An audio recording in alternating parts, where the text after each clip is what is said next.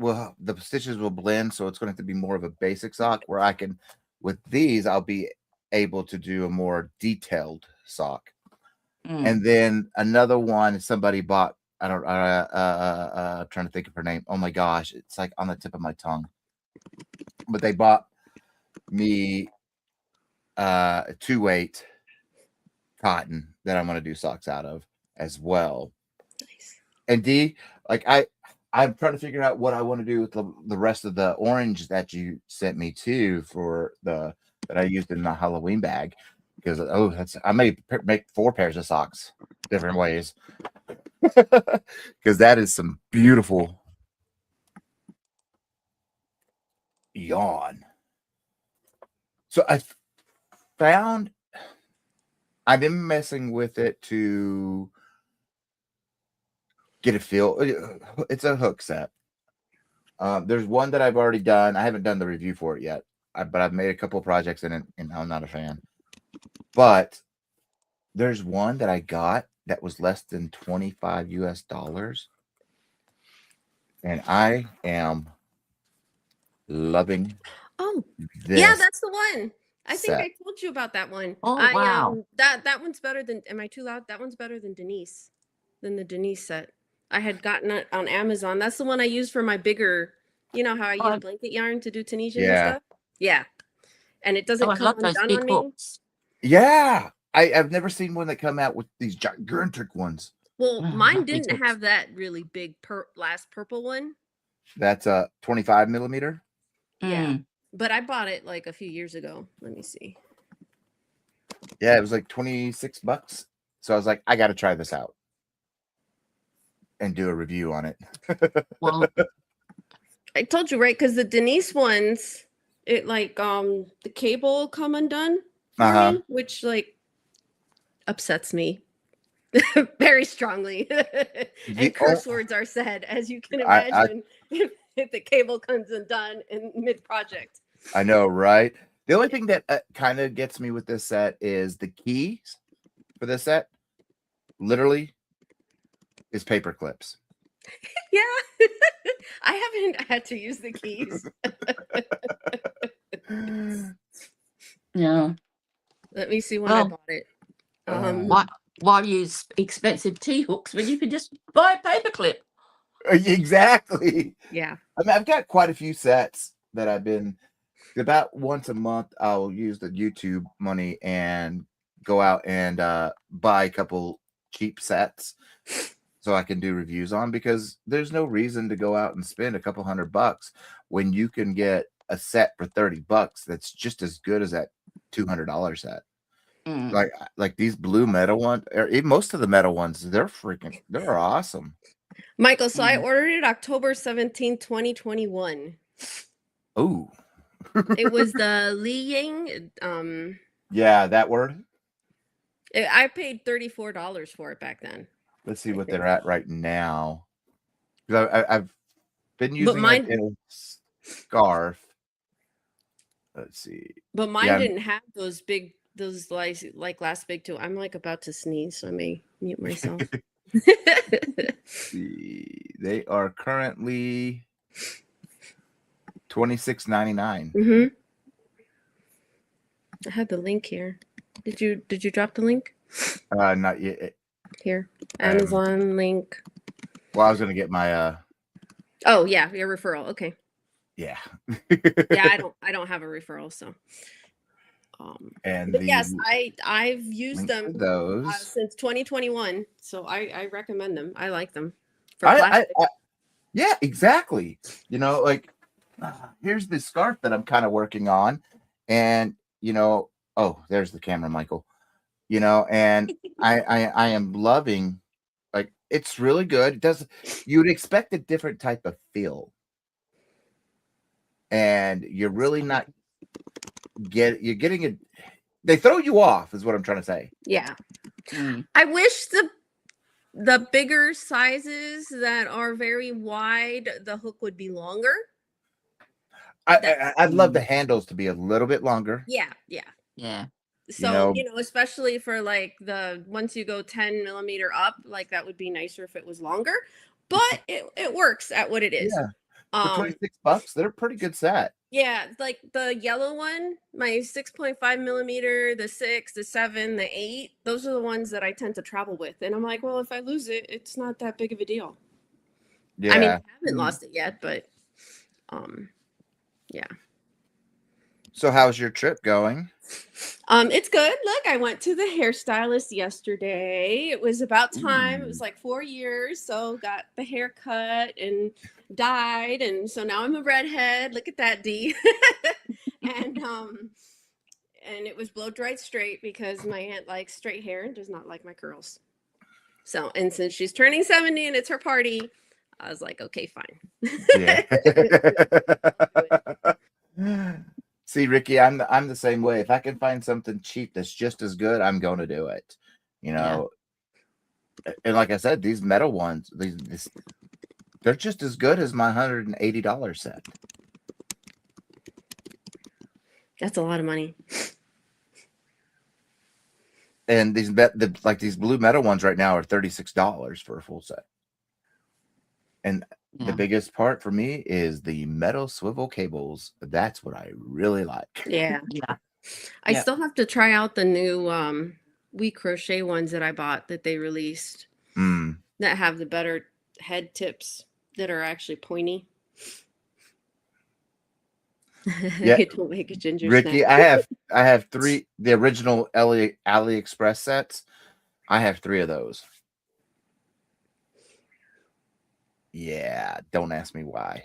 Well, it's probably good to have 2 because then you've got 2 of each size. So if you do want to double end it, that's better. Yeah, like I do. One, yeah. That doesn't sound right, does it? Well, that's why I got another blue set, so that way whenever I do in the round, they're both the same color. Oh, you're worried about them being the same color. Okay. The only reason I ordered the third, well, it was thanks to Greg giving me a Amazon birthday card. The third metal one, I got the original metal one, and then Panda's mom sent me a metal one for Christmas, the same one, and then I broke the 7 millimeter, the part where you screwed in. That was my whole fault. That was just my fault. I was in a Zoom with Tiffany in the crochet club, and I just wasn't paying attention. I was paying attention to everybody else, and I broke it. So it was my fault. You don't know your own strength. That's what the problem is. So I was like, well, you know what? I might as well order another one. So that's where the third one came in. And then the other, you've got spares, yeah. And then the second blue was ordered off of that same gift card, just because I was like, I want to do in the round, and I'd like my hooks to match. Good night, Mark. Good night, Mark. Good night, Mark. So you said you got an ice order. Yes, because I was bad. No, actually, I mean, I got one to the U.S. to my house. Oh, girl, you were bad. Well, they sent this email. I don't know why I keep checking my email. I mean, I used to have to for work and stuff, but this was my personal email. They sent this thing saying they had Picasso yarn rainbow in stock, and next thing I know, I clicked the link. Then I'm like, oh my gosh. Well, really? It was out of stock. By the time, I read the email and clicked the link, right? Everybody else, so resellers and everyone had already bought all the rainbow up. Yeah. But it was enough to lure me in, And then I went, and because, I'm a bad influence and enabler. And then I messaged Mary, and I'm like, oh my gosh, they have some new colors of Picasso, and it'd be really cool to put in an order, but I've been trying to not buy yarn. And I've been trying, I've had too many expenses recently. And, but I'm like, if I put in an order, it would be better if it was a bigger order. And I went in with somebody. So Mary, Gabrielle Crochet, being as kind and wonderful as she is, she's like, oh, well, I can put in some yarn with your order. We can make it a bigger order. Oh. And of course I was like, already had planned this trip. I was like leaving in a week and a half. The snowstorms and the ice storms had happened. Long story short, I put in the order. And then I was worried that it wouldn't come in time, right? Like, I'm like, okay, well, it's ice, so it might get here in 4 or 5 days, but shipping is delayed, but it's coming air. So I went ahead and sent it to a friend's place in Raleigh because I'm like, well, hey, are you okay for, this yarn order to show up at your house? Because I don't want a yarn order to show up at my house while I'm gone. Not going to say how long I'm gone for, but Michael knows how long, Panda knows how long I'm gone for. But it showed up before I left, so I was able to package up some of her yarn and send it over. And I hadn't ordered from them since last year, since before all the extra new tariffs and import fees and everything. Yeah. So it was expensive. Not gonna lie. And Mary was actually really generous, and she actually sent whatever like I didn't spend for her order and everything, and our order put together got donated to my channel. And I did an unboxing video, so I'll release that later on. First to my members and then to everyone. Yeah. I pre-recorded it before I left. So it's like in my queue. So I was able to pre-record a few things. So I'll probably release it maybe next week or the week after. Good night, Gina. It was good night, Gina. So it was at least like I'd have to pull up the order to the US. Let me pull it up. So I'm giving you guys like real numbers. It was compared to what I used to order, it's a small order. I don't consider it a big order. And then Mary did order some more like expensive yarns. Like 2 of the yarns that she picked out were baby alpaca tweed, which was really nice, which had like a wool blend. And then there was also like the anti-pilling magic. So that'll drive up the price a little bit. Yeah. Okay, here, found it. And I don't know if folks know this, but I got it through the Yarn Paradise. If you go to like iceyarn.com, the import fee was less, but their shipping was higher. And I wasn't able to use the coupon because I found a coupon. So that coupon code was Big 12. And oh yeah, she has like a beautiful mandala behind her, and Sam's picture. Oh. Yeah. Panda says, every time I see you live, I fall in love with the colorful things. Aw. Sam. Okay. Thank you. Yeah. That's Enigma. Oh, I could just log into their page. All in a nutshell. Yeah, it's a good one. Sorry, I'm looking up the info. No, you're fine, sweetheart. Let's see. Log into account. We could all use some yarn therapy. Right? Yeah. Well, I figured, I know the shipping is usually expensive to ice yarns, but some folks are curious about, how much. How much extra? I've never ordered from ice yarns. I've got some ice yarns, and then I have knockoff ice yarn. Yeah. It's best to do it, to the bigger the order, the better, honestly. Yeah.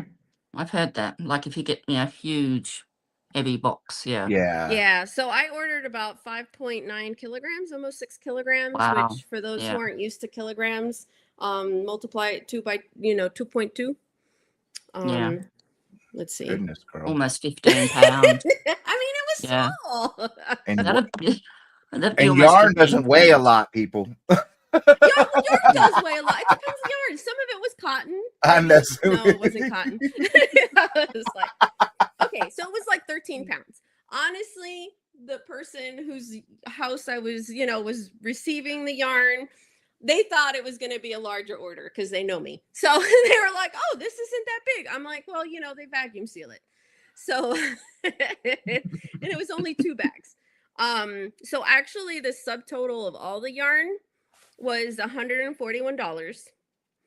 The shipping and handling that was charged was $110.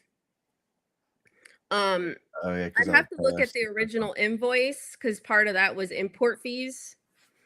Yeah. Yeah. So like I said, it was expensive, right? But I, who doesn't want the new Picasso yarn, right? Like, even if I don't use it, it has good resale. So it's That's like, just like keeping gold with Picasso. yeah, yeah.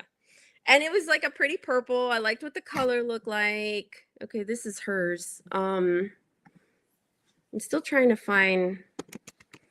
see if I can break it down for you guys with what the import fee was. 80-ish skeins of crafting a oh my gosh, Ricky. She said, I do not need yarn love. I accidentally ordered crafting acrylic from Hobby, which by the way, Accidentally. crafting acrylic Is big twist. Yep. Oh, I didn't know that. Okay. Yeah. It literally is. Oh, I And think this is from Hobby. And some 80-ish skeins found its way to my address, and I absolutely do not know how. Oh, okay. wow. So for that order, the shipping fee part was $62.95, and the import fees were $47.04. I did have like a big 12 coupon, so I managed to get 12% off. I can't remember. It was like 70, 80, maybe 90 skeins.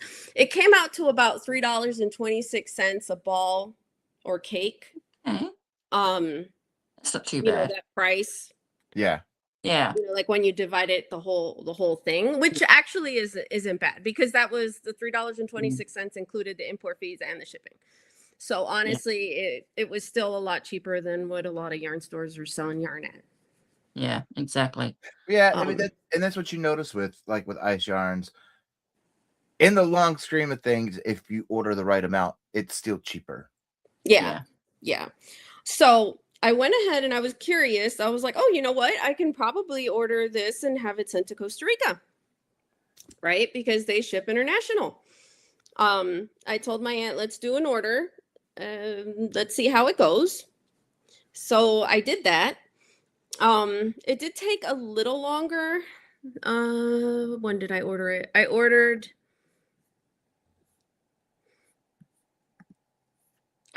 it. Let's see. Okay, it says 11 days and 9 hours ago. It was Who's almost counting? right? They literally put that in their list. So it was, what did it say again? It was 4.80 kilograms.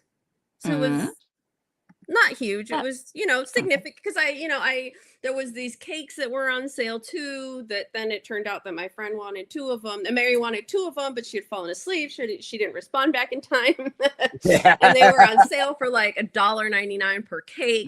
Really pretty. I'll show you. So I was like, I should put in this order, see how it goes for Costa Rica.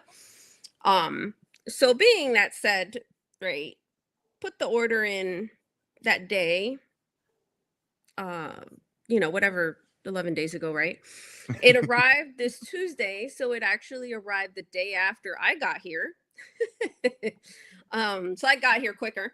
And but the thing was, let's see.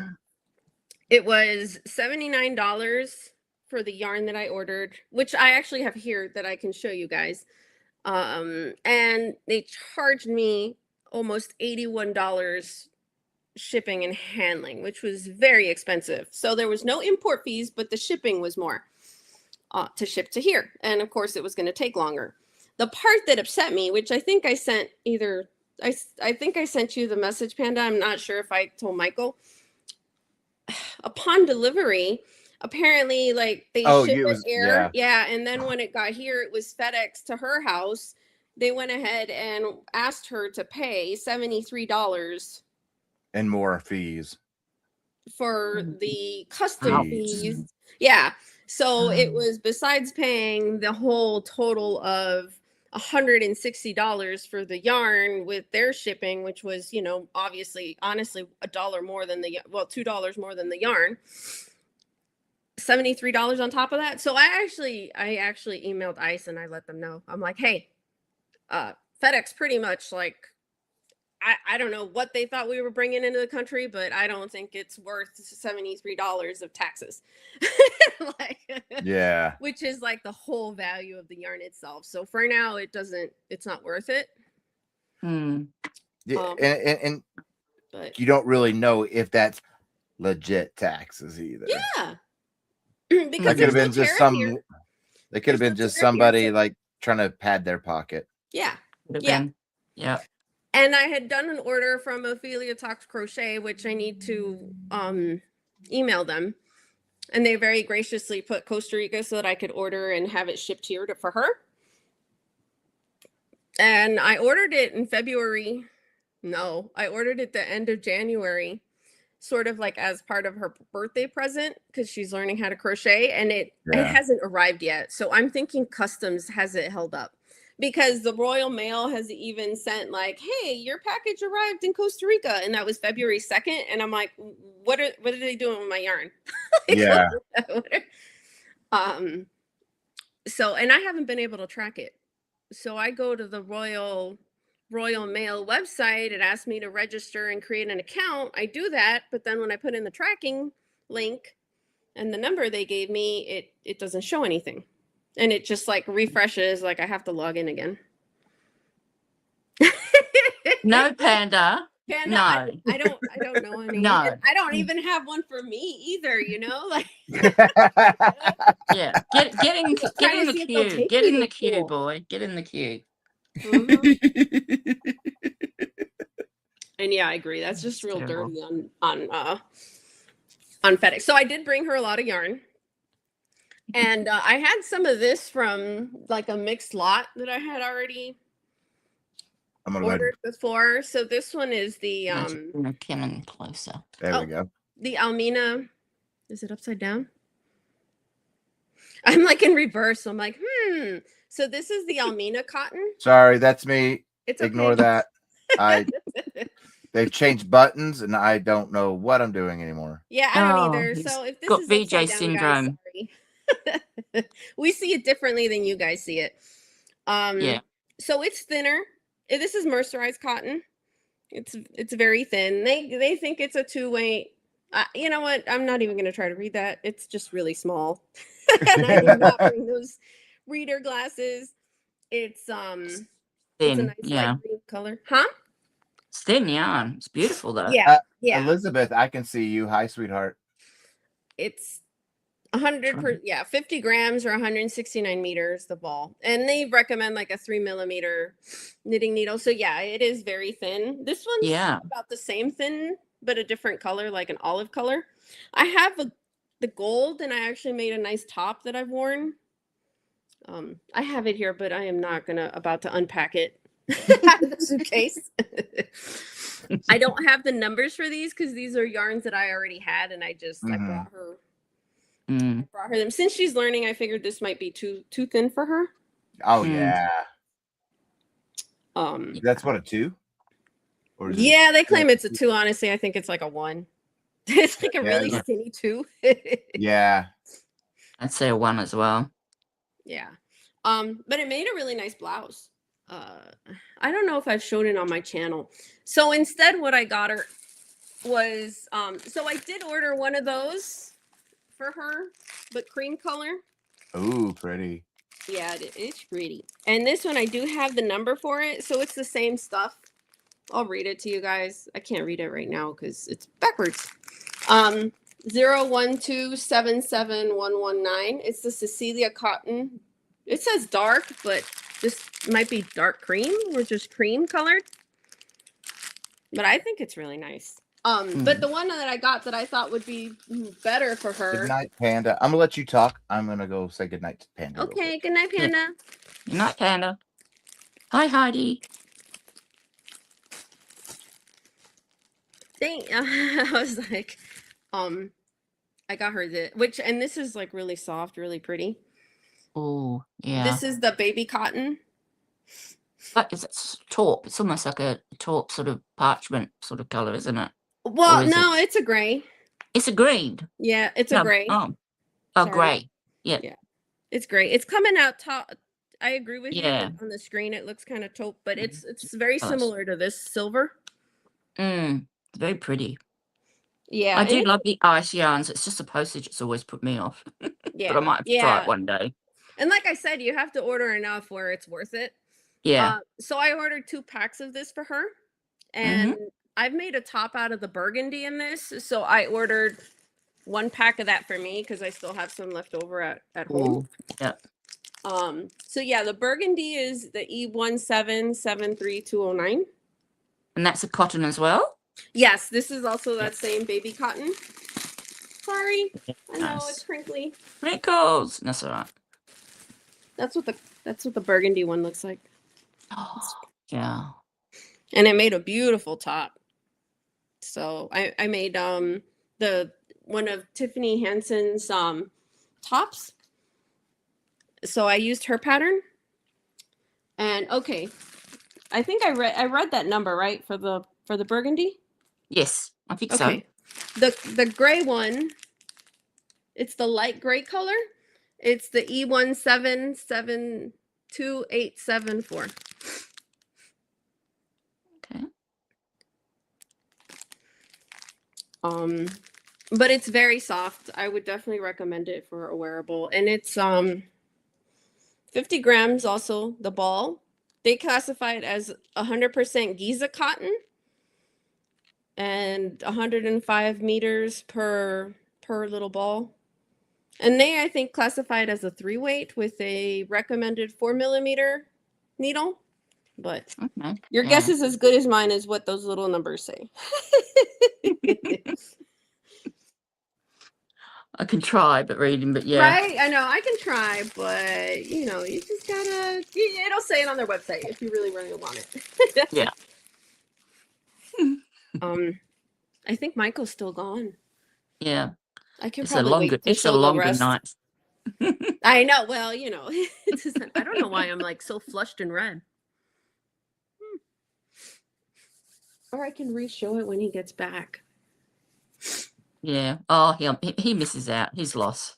Right? Oh, so apparently I ordered more than 1 color of this. Oh, this was mine. I forgot. So I got that top that I made that was golden color. It was with this. So I also ordered 1 pack for me to use with the leftovers. This is that same Cecilia cotton, which is really thin. And the number is the 01077121. Oh. Yeah, I like the beiges and the browns and the golds. Yeah, and, me too. Yeah, And it made even it really nice. greens and blues. I'm getting into all the natural colours this year for some reason. It looks good with my skin tone. That helps. Yeah, that does help. That does help. So okay, I'm back. I only have 1, 2, 3, 4, 5 more to show. Oh, you are back. Okay. Yeah. So I've been back. I forgot to hit my mic. Oh, okay. Yeah, so then you saw these, right? You saw this. Yes. Yeah. Yeah, so this one's really pretty. And so I ordered this one for her. I had never had this one, so I told her I wasn't sure how it would be. This one's actually an acrylic. Oh. Didn't Bodge show something like that? Didn't Bodge show something like those? Maybe, but I don't remember her. She likes the wools. I think in one she did show cottons, but I don't recall seeing any other. Oh, hers were bigger than that too, though. Yeah, hers were more like stain. I haven't seen anyone show these. This is the Laura Batik. Okay, yeah, the colorway just seems very similar to what she showed. Yeah, so it has some specks in there, like sort of thrown in, but it's I do like that though. Yeah. I like it. I think it's really pretty. It's very soft. I wonder how that would work up in Tunisian. Like, would it look like, like some yarns that you wouldn't think they look different in Tunisian than they do regular crochet, like the Big Twist Vamp. How in Tunisian that looks like velvet. Oh wow. Yeah, I don't know, because now it's like, right? So I only ordered 1 pack of this, and I wish I had ordered more. And it's too expensive to order more to get shipped here. Yeah.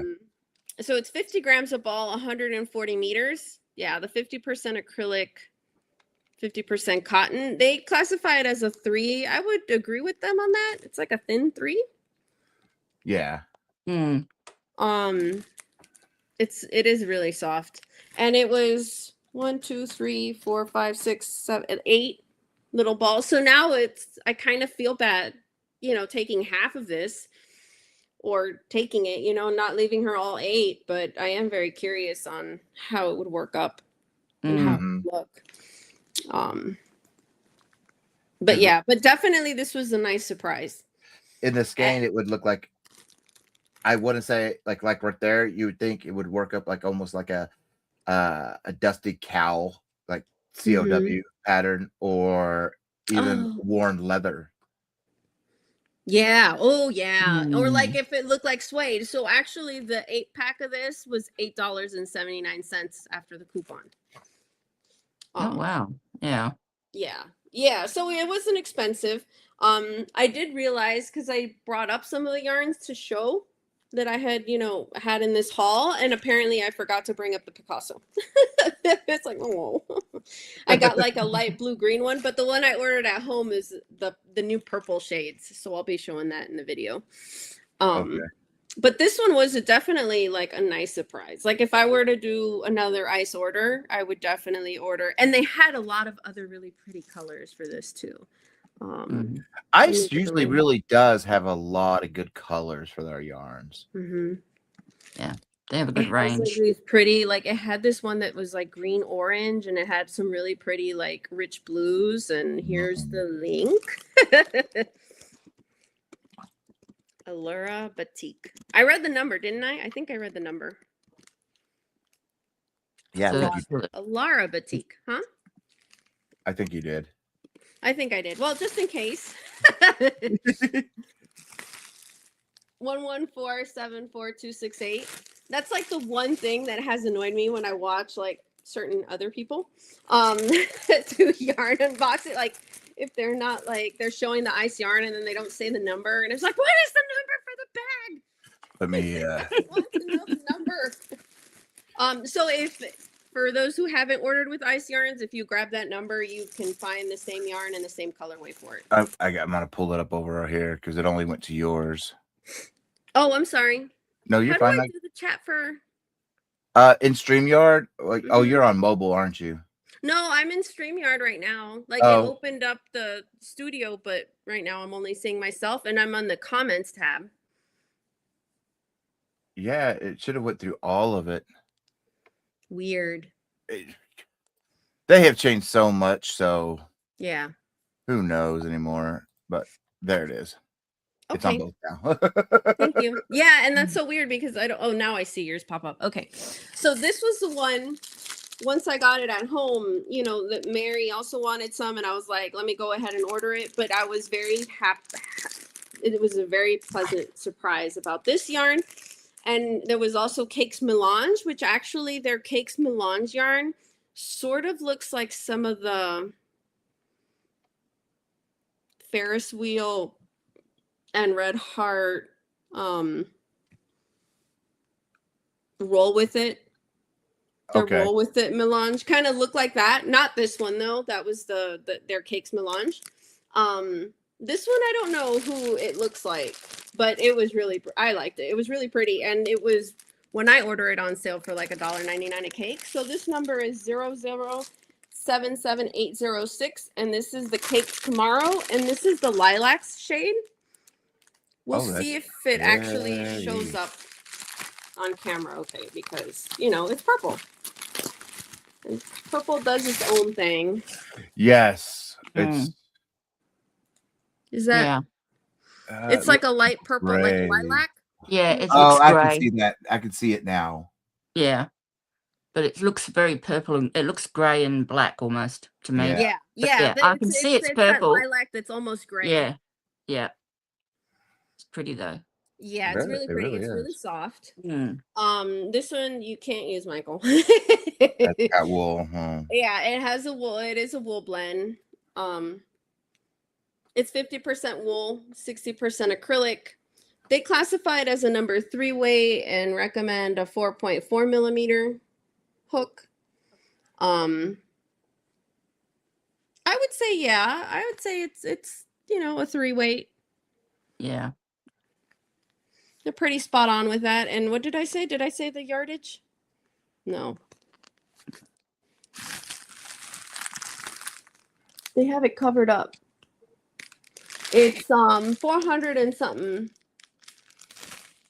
Just because from my memory, I sort of remember. That's still a good, decent amount of yardage. Yeah, for a cake. Let's see. I think I read the number right. That's weird. They gave me a different number on the pack as the website. The website, the SKU is the FNT277806. So it's still on sale for $1.99 a cake. So the pack of 2 is $4. And yeah, it's 420 meters or 459 yards. That's nice. Yeah. I think, you know, and they actually had, okay. They had dropped all of them down to price of like $1.99 per cake. And now they went back up in price to like $3.49 for some of them. This one is still on sale. And that link might not work. But we'll try. Let me get over there. Cakes. I know, and it's a naked link. Sorry. No, you're fine. But it is really pretty. Oh, that. I like all the color. Oh my! Oh, I like that red and black. Did you want to share the colors? Oh, I can. Yeah, let me. Or should I finish and then we share the colors? Yeah, we'll finish and okay, because we'll get lost in that.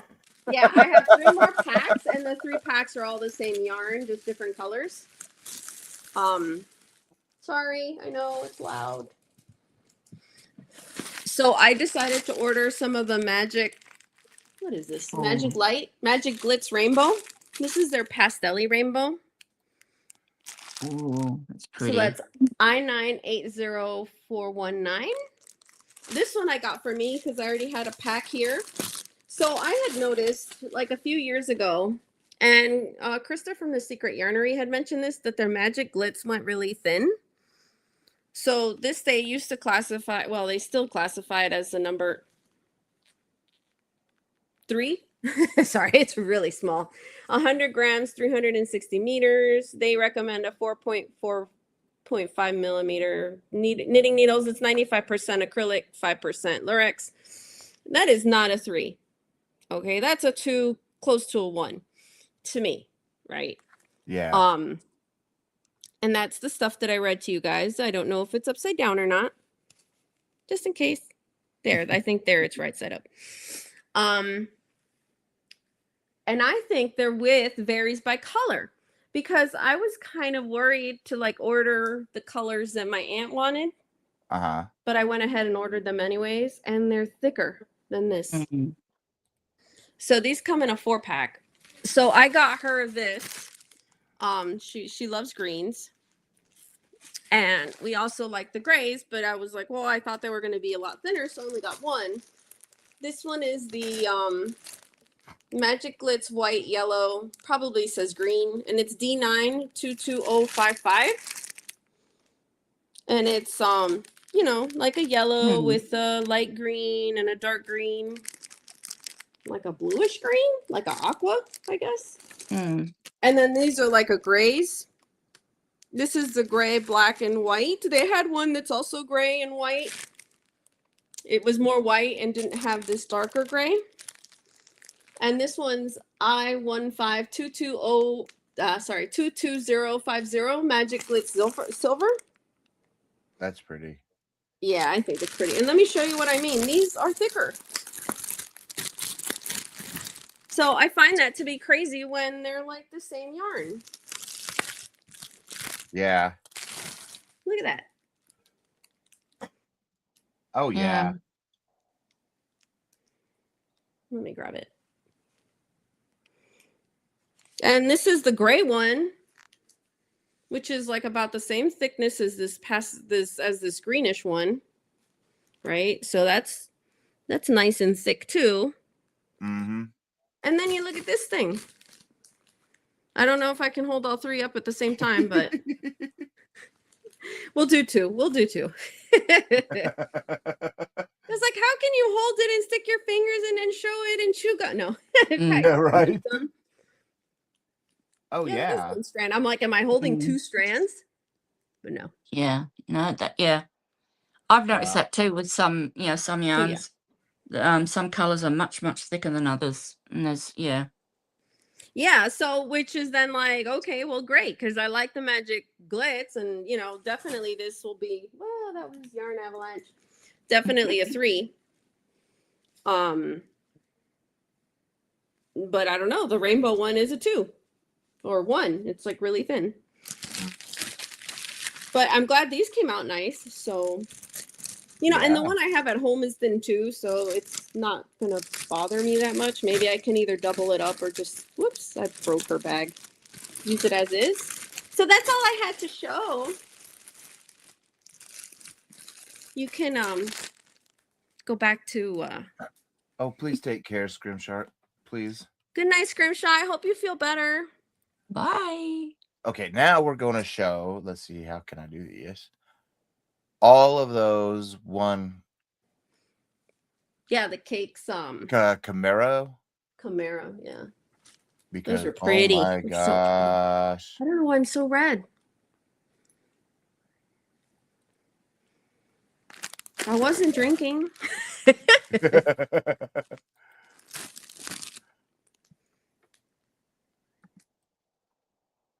Like, oh wow. I mean, let me see if I can zoom in. That helps. Oh, that did.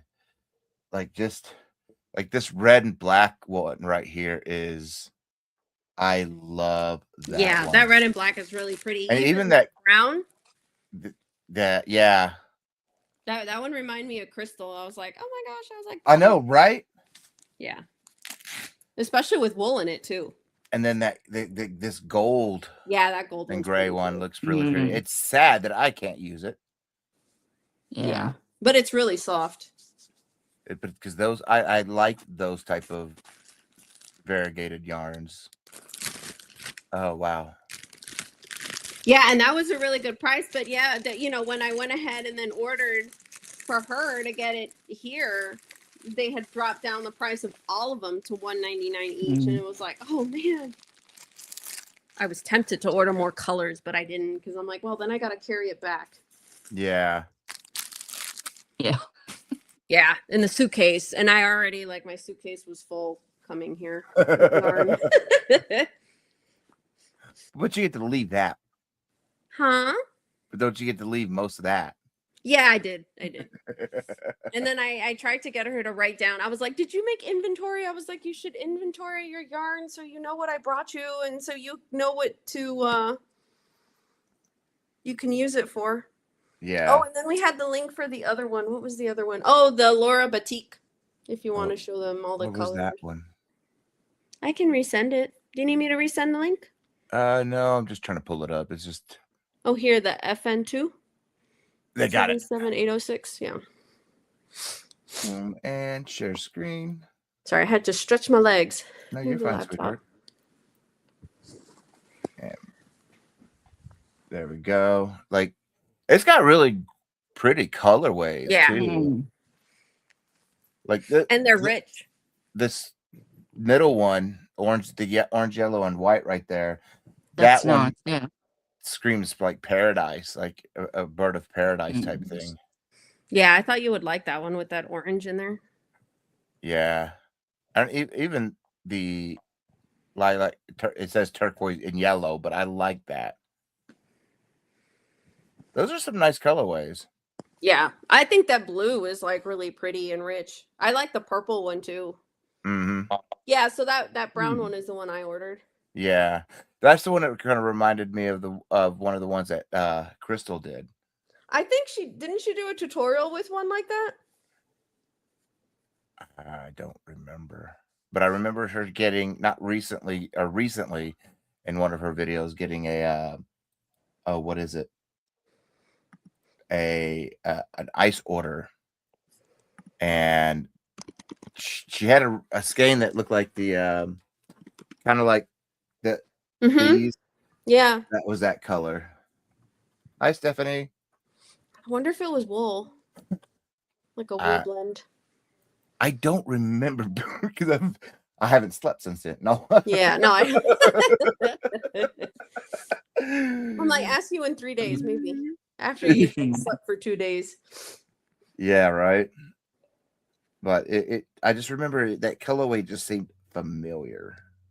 Yeah, well, I mean, it is her colors, so Yeah. like, I feel There like was she dyed I think there's a something red like that heart too. done Huh? in those colors. A red heart, I think they called it cafe latte, Yeah, wasn't it? Yeah. Yeah, very yeah, similar as yeah. It well. just doesn't have the specs in it. Like Yeah. Mm. I actually saw that one yesterday. When did I go to Walmart? Thursday. I saw that. That was the first I time I have actually some of saw that. it. I And have some then of that. it's the first time I saw actual good quantity of Red Heart Mexicana. Oh, Mm. Because I and wanted to you said use it was the bigger skeins too. Huh? oh yeah, like it was the $8 gains. And I want to get that. I want to get quite a few of them because I want to do with white that I want to do a mosaic with. That went up in price. It was $7.48. Yeah, I think they're $8.47 now. I Yeah, think that's what it everything's was. going up in price. Yeah, I know, right? Mm. Used to pay $100 for 2.5 to 3 weeks worth of groceries. Now that's not even enough to get you a week's worth of groceries. Yeah. Mm. Wondering if Panda's I gonna have have to start eating less. right. Right. Both of us, man. Oh my goodness. I mean, It's just so expensive. like I mean, of course we're not hurting or anything, but it makes me when I go in there because I can't eat breakfast anymore. Ever since I had my gallbladder taken out, I can't eat regular food breakfast. Mm. Otherwise, I'm visiting the toilet. So I have to eat an energy bar or protein bar. And those aren't, cheap. The ones that I actually found that work are like I have one in here. Right. They're these Metrics ones. This one's a blueberry cobbler, which is my favorite one. But Mm. this is the only ones that actually didn't mess with me. And for 4 of those, it's $8. And I'm like, oh, I've tried the cheaper ones and it's just they didn't do anything. They made me Yeah. So it's like always iffy. Can I just snack on bread? Because that's pricey. Yeah. But it is what it is, I mean, could be worse. That's the way I always look at it. Yeah. How weird. The StreamYard, like when I have the one open for your live Uh-huh. that's streaming, it's not showing my chat from my channel. It should. It shows it as by your little picture in the StreamYard chat. If there's a little link looking thing by your face. There is a little link thing by my face. Yeah, that means that's chatting on your channel. Oh, how do I change it to Girl, you asking the wrong person. Yeah. They have Well, changed Sorry, so folks. much. Huh? Since they've changed so much since the last time I have used this. I'm lost. Yeah, because you would think the comments, that it would show because Yeah. like Jet one, like she said hi to all of us and I didn't see it. I had to see it over on my channel. Oh, really? Yeah. mm. Like I missed her. I think she did with Rudy saying stuff. But it's way up there. I think is what you were showing. Yeah. But I remember her saying hi. Carrie. But used to whenever you typed in the StreamYard post a comment box, it used to go to all the channels. Mm-hmm. Mm. And now it doesn't. So I have no idea. I know. It was like, okay, how are we supposed to keep track of it all? Yeah. And I don't know. I paid for the month just for this stream. StreamYard is so pricey. So Oh my gosh, it is. Mhm. And I hopefully don't everyone appreciates it. I don't stream enough to justify the huge monthly cost No. of StreamYard. It's like And 100, or is it more now? Like a this lot. $44. Okay, it's still a lot. Yeah. Mm. Especially back when I used to stream all the time, it was $24. Yeah, Mm. which Yeah. I still thought was expensive.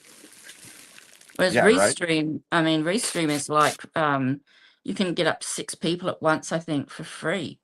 Unlimited hours. So Unlimited. Oh, they took the hour limit away. I'm pretty sure they Nice. have, yeah. Yeah.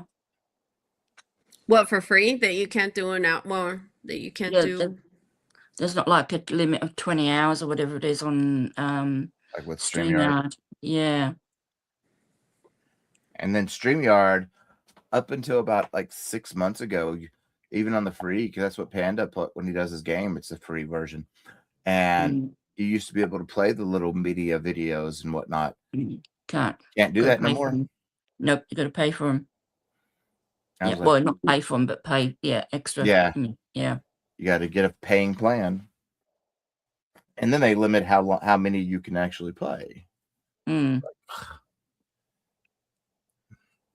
It's that because whenever I go live either from my iPhone or my iPad, just straight to YouTube, because bypass all that other stuff. I don't need to be using StreamYard and stuff, because normally this camera that I'm using is my filming camera that I use to film my stitches.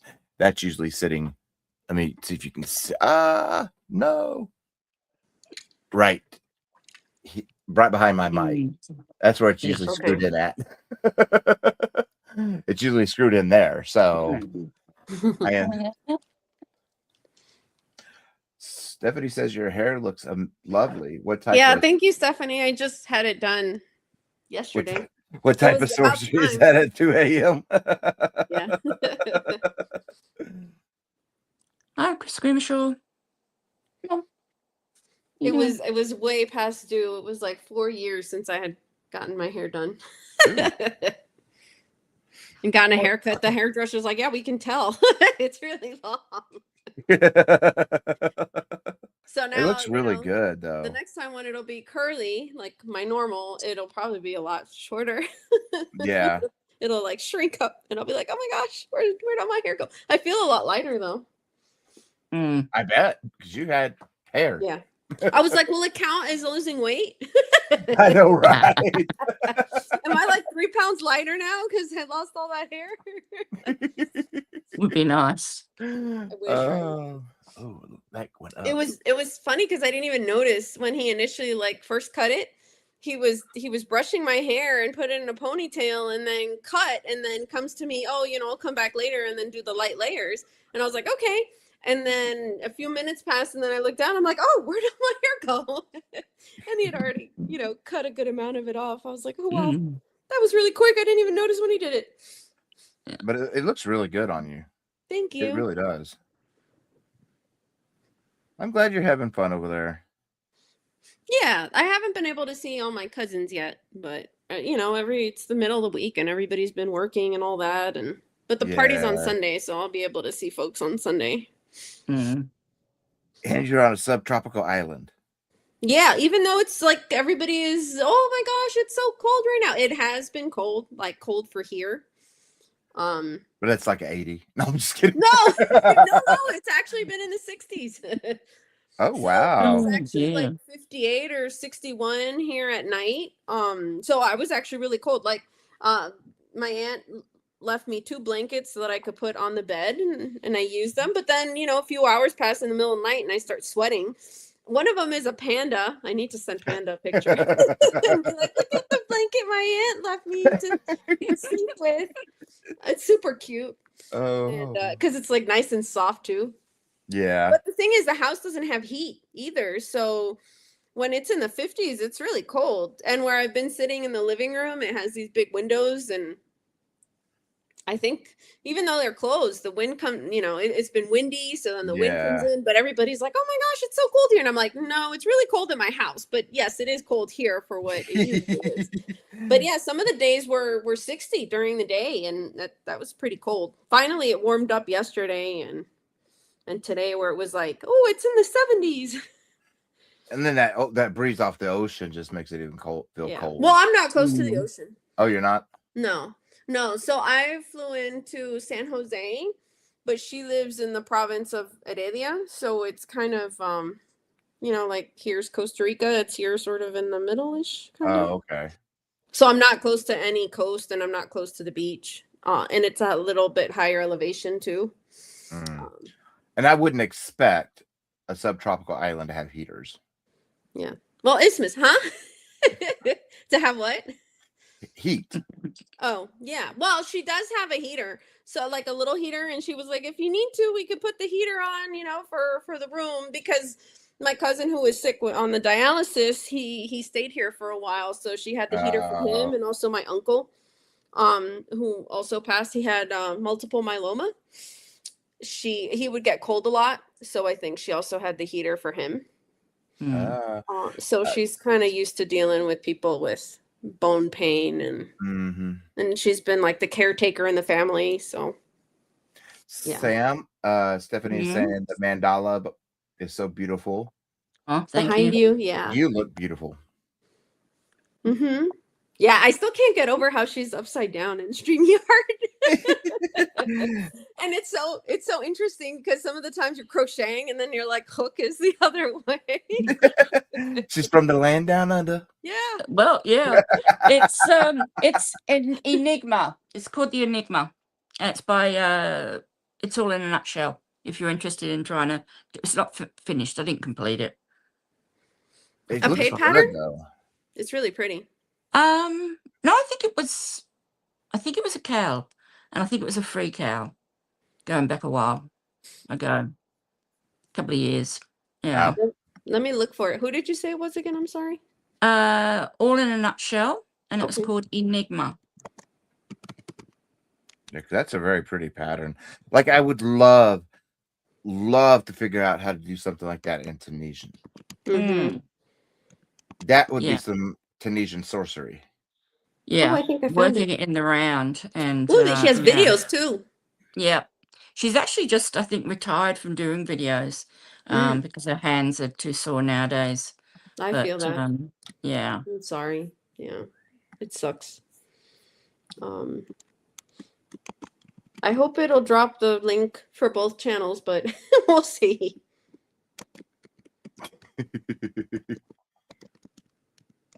I mean, it should, because you're also a moderator on mine. Who knows anymore? Technology is getting weird. There's the link, and I saw she also has the YouTube videos. Yeah. So let me go to yours. Open a new tab. I'm gonna have to save that.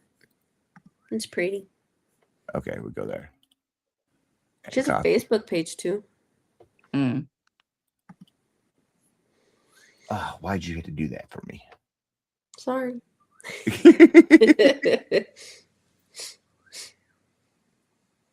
I don't want that. I want that. Koopy. I can't even click on the link.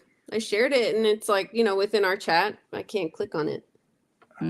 Bad StreamYard. I know, right? There we go. See if it does it from my... There we go. Yeah, I can see it. See if it takes us there.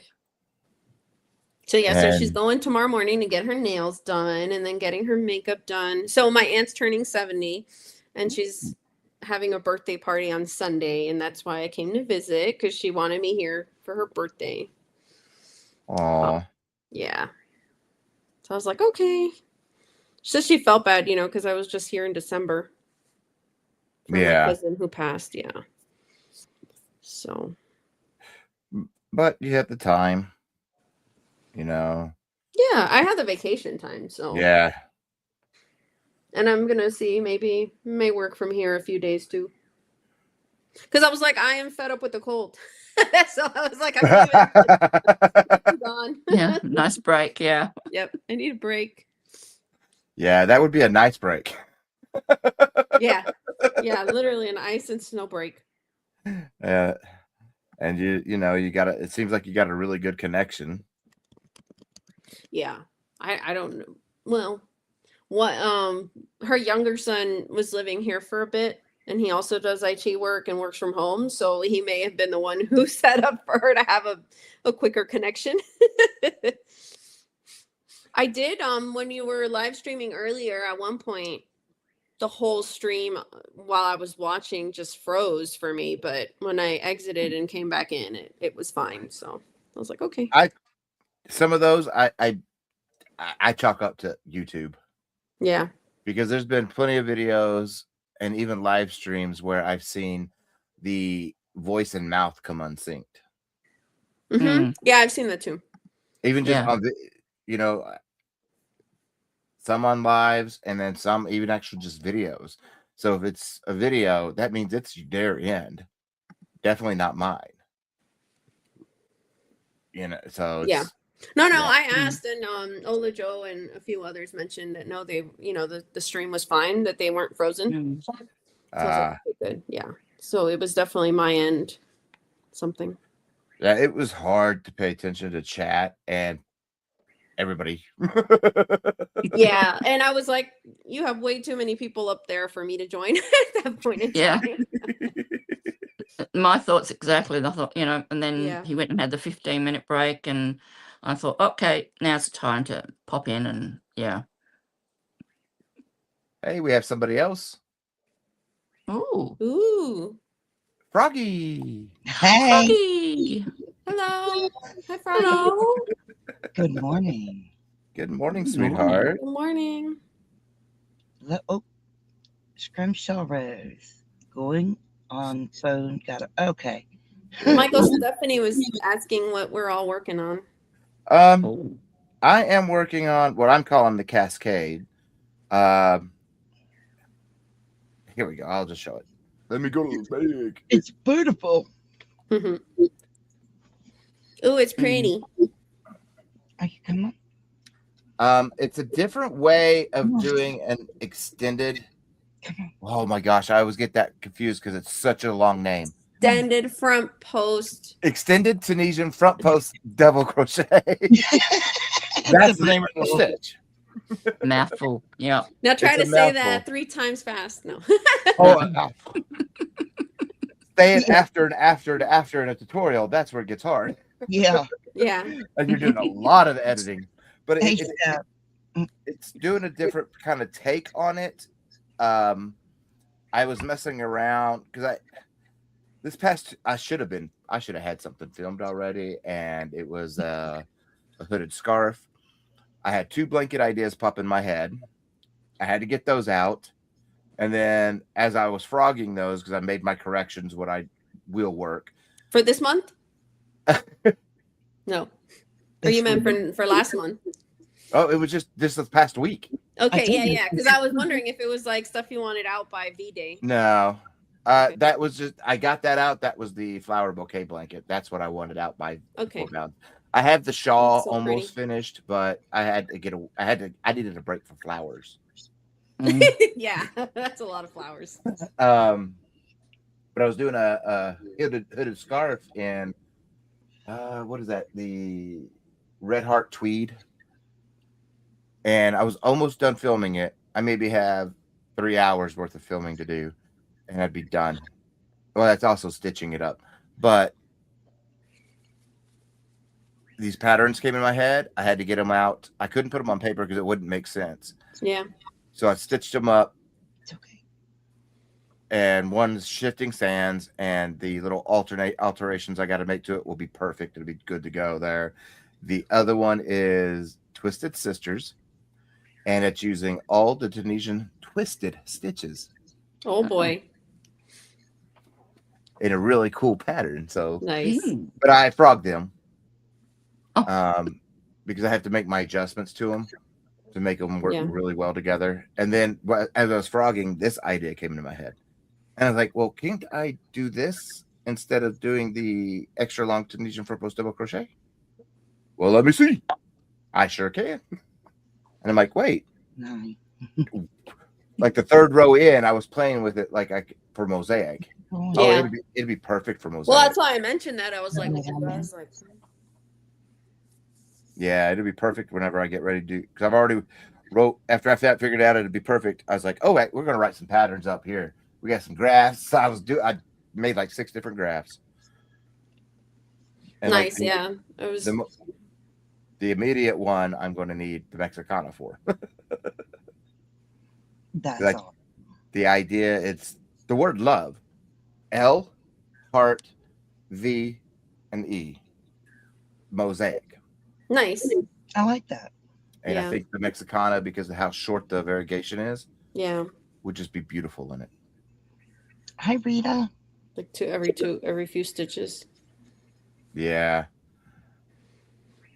And then I'm working on a a Christmas blanket. Oh, that's awesome. It was a Hirschner's kit. So I had bought this and started it a few years ago for my aunt. I didn't get to me get finish you it when I pulled was up. here Hold in on 1 second. December. Huh? There we go. Oh, there we go. Ooh. That's pretty. Mm.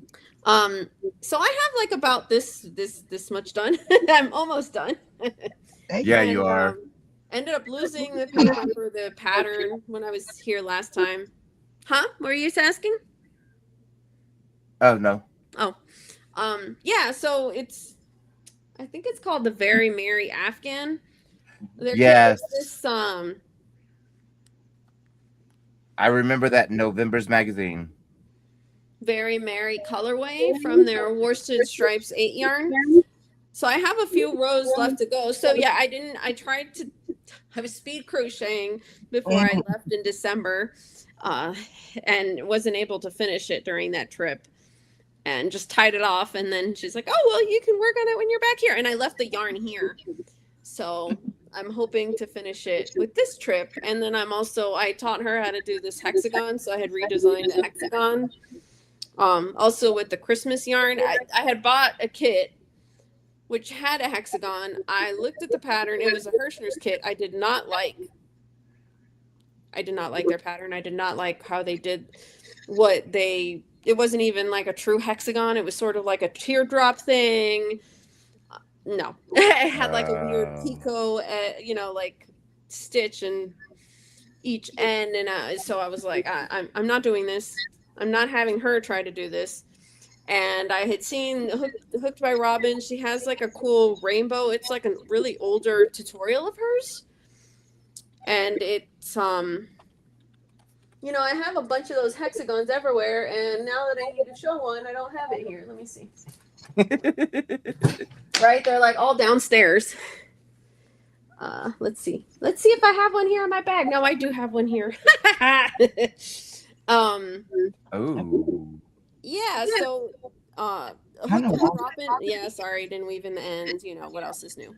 Her pattern is a much thicker yarn. She uses like a bulky yarn, and I decided to use the 4-weight. Her pattern is this first row and the second row, and then some of the granny stitches. I decided to make the hexagon bigger. So I added this like third row, did my own thing, and then added, did my own thing for the granny stitches to make it bigger. Right now it's not really looking like a hexagon. Sorry. Maybe that'll look better. That's better. Well, yeah, and then once you block it, it'll be. Yeah. Well, she doesn't really have stuff to block it here, so we'll see. And then I added that whole, single crochet row around. But I like those colors though. Thanks. Yeah, and this is this self-striping yarn. I didn't color control this, so I just kind of let it do its own thing for all of them, and hopefully when we join them, they'll all look fine.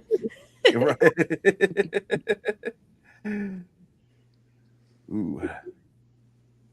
But yeah, so she was like, oh, that's too hard. I'm like, you can do it. I have faith in you. Yeah, right. But she keeps not practicing when I wasn't here. And I was like, you need to crochet every day. If not, you're gonna forget what I taught you. And she did. We tried teaching Panda's mom. It's hard when they're older. So, and then she's looking at what she did, and then what I have is a sample, and then she's not seeing where the difference is.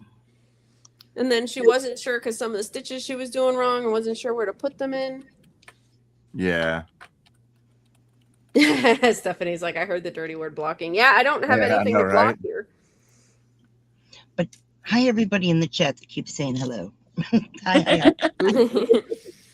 And I don't even know that I could buy the stuff either. So.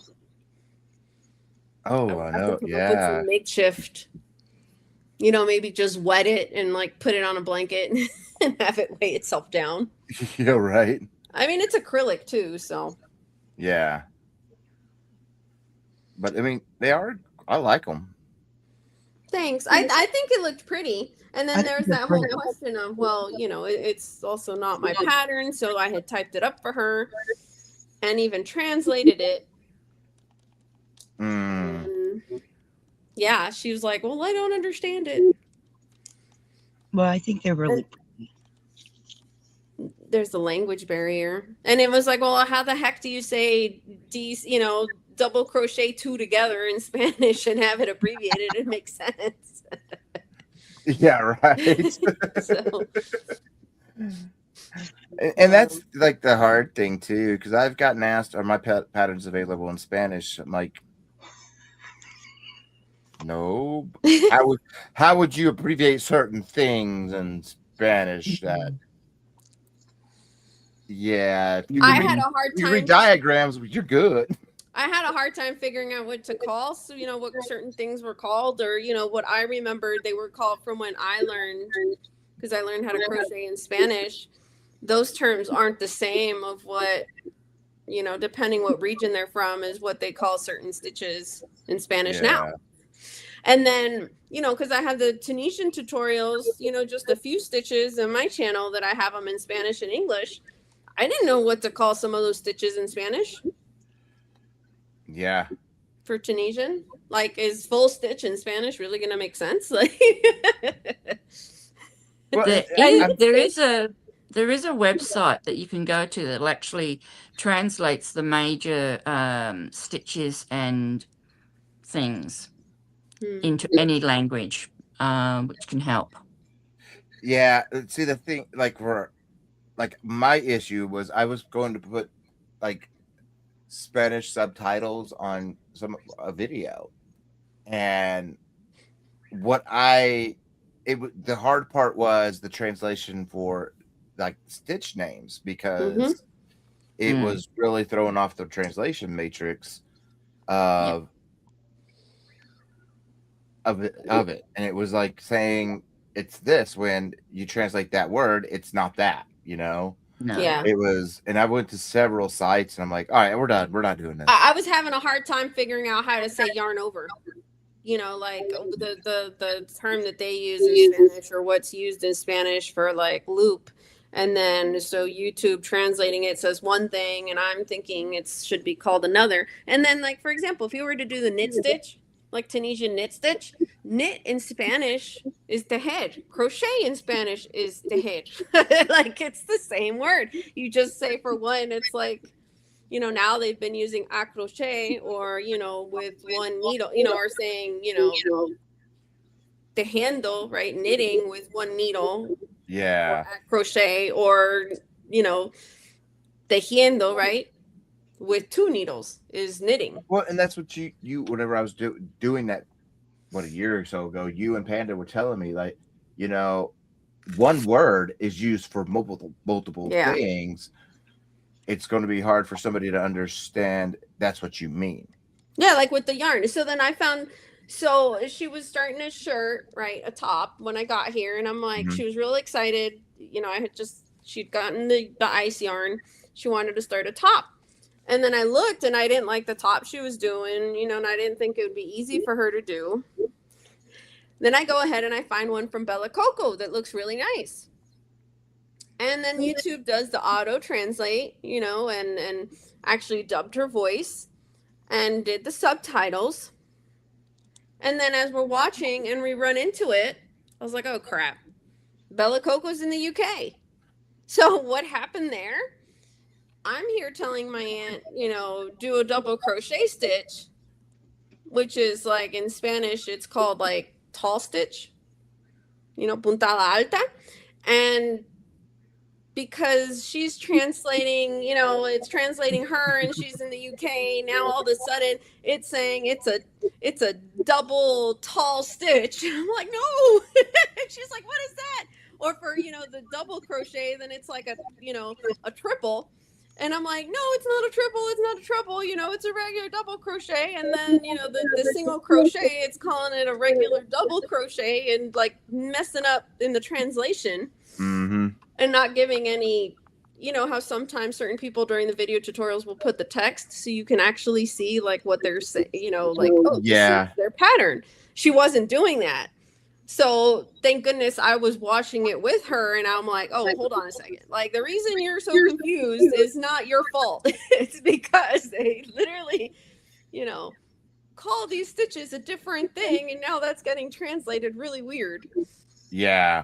Well, I've gotten asked, when am I going to have Spanish or even Hindi translations? Mm-hmm. I'm like, that's not on me. That's a YouTube built-in feature. Well, you know what I realized too? Like my views were low. Yeah. For certain things, like for the videos, like since July of last year. And the likes were low and all that. And then I saw someone that wasn't like a crochet channel. And they went ahead and they were saying, it's one of these where they're like, oh, these are the things that you can do that's good for your channel, blah, blah, blah. And the lady was saying, she's like, if your views have been low, she's like, I realized that once YouTube turned on universal dubbing, for channels that are smaller, it's not showing and notifying people that are your usual audience of your videos. It's translating them into all these other different languages, and it's showing people that are in other geographic areas like China and India and all that, which aren't your usual target audience. So then my views were lower. So she's like, if you turn off the automatic dubbing, it'll actually notify and show your usual audience, and then your views come up. I was like, that's quite interesting. So I decided to try that. Did it work? I turned it off like 1 or 2 videos ago, and I actually finally got like a few videos back, at least 100 or 138 views. Another one got 200 something. Because I was like, I'm doing all this work and I'm only getting like 50 views. What is going on here? So I don't know if you've seen that difference with your channel, Michael, since you're bigger. I keep the thing, like with my channel is weird. Okay. My stuff will take off 6 to 8 weeks after it's been posted, which is, it's weird. It's always been like that since day one for me. Usually 6 to 8 weeks. I'll get a little bit of a push in the beginning, and then it pauses, and then about 6 to 8 weeks later, boom, it's full force. And I try not to mess with anything because I'm probably going to screw it up even more. Yeah. So I'll let the 6 to 8 weeks do its course. The only time something will get forced earlier into the algorithm is if I do a short and that short gets over 1,000 views, the initial first 1,000 views, and it gets a certain percentage of CTR, then that's when that main item for that will take off. But most of the time, if the CTR is, I don't want to say it's low, but if it's in a medium range, it's going to take 6 to 8 weeks. I don't know why it's like that for me, but it's been like that since day one. So I don't touch anything. Oh, interesting. Yeah. And then like my neighbor was like, well, maybe because, once I got memberships, I released the video to my members first for a few days and then release it out to the public. She was like, well, maybe that's affecting you. And I was like, I don't know. I was like, but it's part of what I said was the perk. I'm not going to not do it if I said that was one of your perks as a member. Yeah, that never affected me. I don't know what did it, why it does that, but whatever. I'm not going to mess it up, because if I try something, I know I'm going to mess it up even worse. So I let it go. Yeah. Well, I figured, I was like, let me turn this off and see if it does anything, right? So it helped for 1 or 2 videos, and now they seem kind of slower. But then it's hard to tell, because you're like, well, is it the video? Maybe. Yeah, and it is, as a creator, even it is hard when you put out a polished tutorial, and see, that's what it gets me in the dumps every time I put something out, because how long it takes for my stuff to take off. Mm-hmm. And so I get down in the dumps about it, and then I see stuff that I posted 6 to 8 weeks ago now, skyrocketing. And I see the same stuff that I've, like, right now, my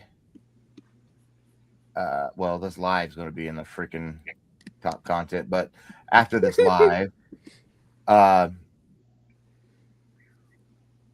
my basic Tunisian beanie I did over a year ago, on average, well, I can only look at the last 7 days. On last 7 days, come on, hit the right button, dingo butt. It's getting 530 views in the last 7 days. Wow. And I've gained Right. 59 subscribers just from one video in the last 7 days. And that's something I put out a year ago. You get the short subscribers, or shorts do help, but a lot of my tutorials are being watched by new people, which is baffling, because, like, that's where all the subscribers are coming from, is all these. It's like it's not even in the algorithm yet of my current subscribers. It's in the algorithm of new people. So that's why, like, me and Mikey's had a really long discussion about my channel and this. It's just baffling. Yeah, I don't know. So, but yeah, but I had heard that, and I tried it, and I'm like, well, it seemed to help a little bit. And thanks, Sam dropped the link for the different multi-language terms. Yeah, there's actually a link on. You can get a PDF from that website of all the different stitches and everything. I was wondering why we were so small on the screen. Because it had rounded edges. I was like, what the heck? And then I remembered. Now we're taking up the whole screen. That's what I wanted from 6 hours ago. Oh yeah, now we do take up the whole screen. Cool. Oh dear. Yeah. I'm not sure that's a good idea, though.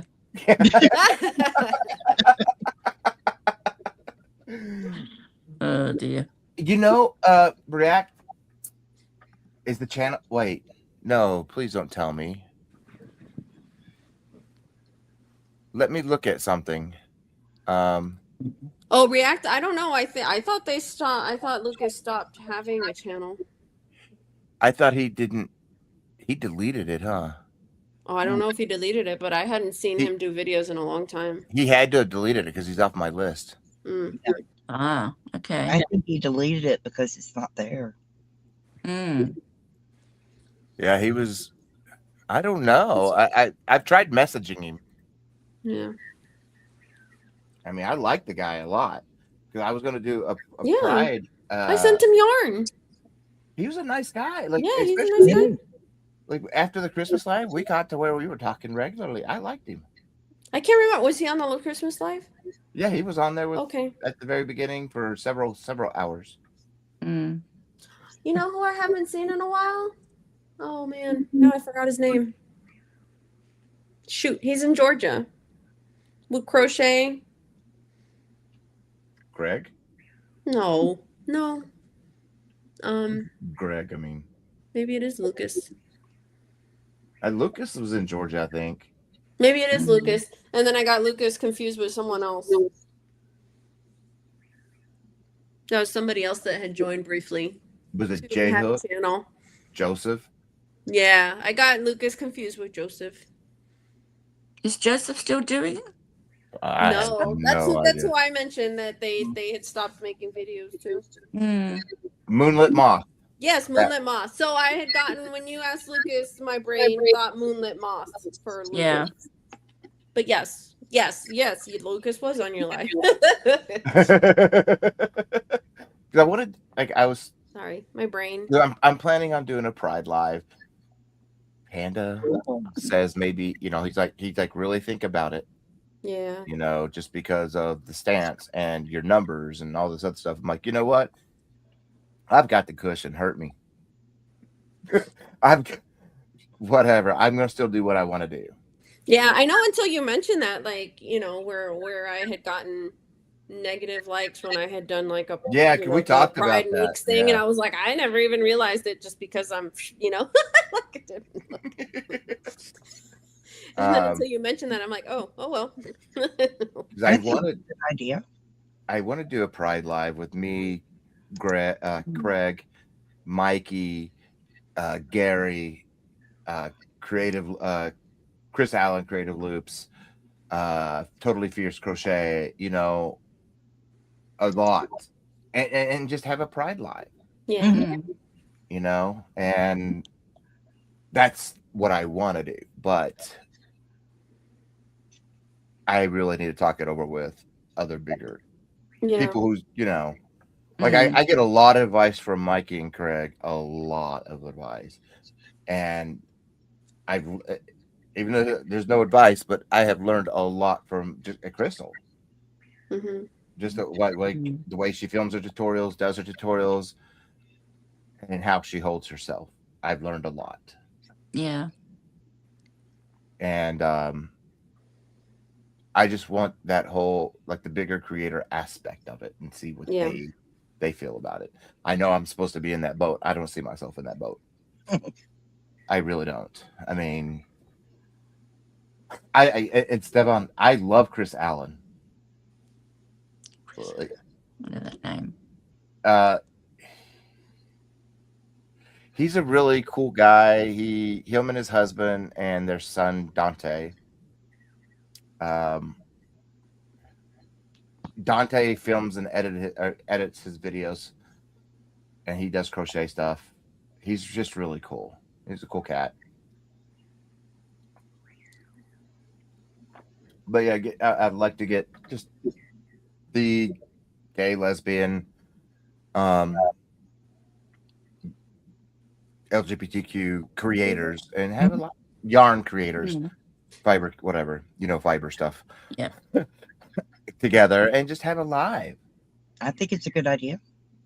Yep. I need to step away to use the restroom. I'll be right back. Okay. Too much soda and caffeine. Yeah. I'm trying to figure out where I am in the pattern. I'm like, And how's your angel going, Jen? Pretty good, actually.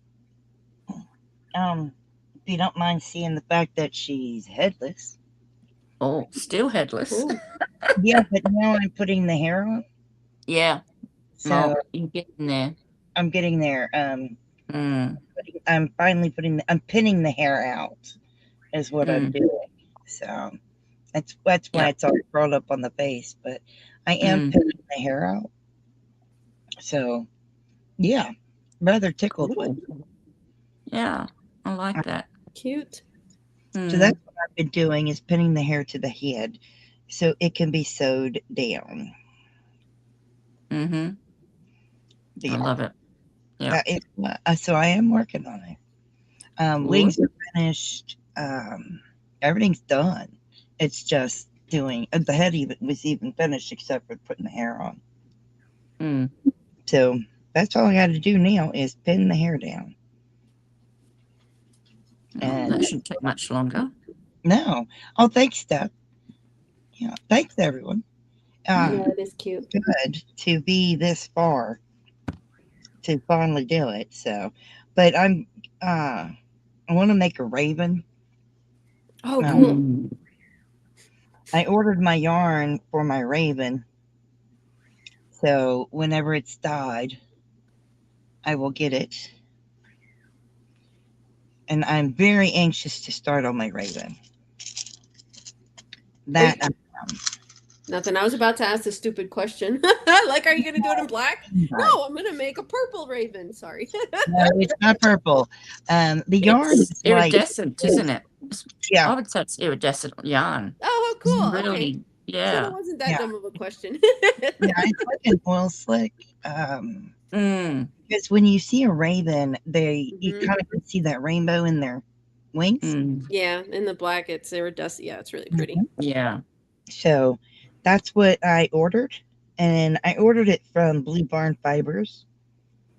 So I'm just waiting for them to dye it and send it to me. Cool. Very anxious for that. I'm anxious to make it anyway. Excited. The wings are spread out all the way. It's going to be hung from my ceiling with fishing line. Nice. Very excited about that one. Then when I'm done that, I want to do a standing, an in flight, and then a sitting or standing raven. Then I think I'm going to do a phoenix in flight. Yeah. Yeah, I Cool. want a good dark tonal red for that. They're asking you about your chair. About the mandala yeah. Oh, this is Helen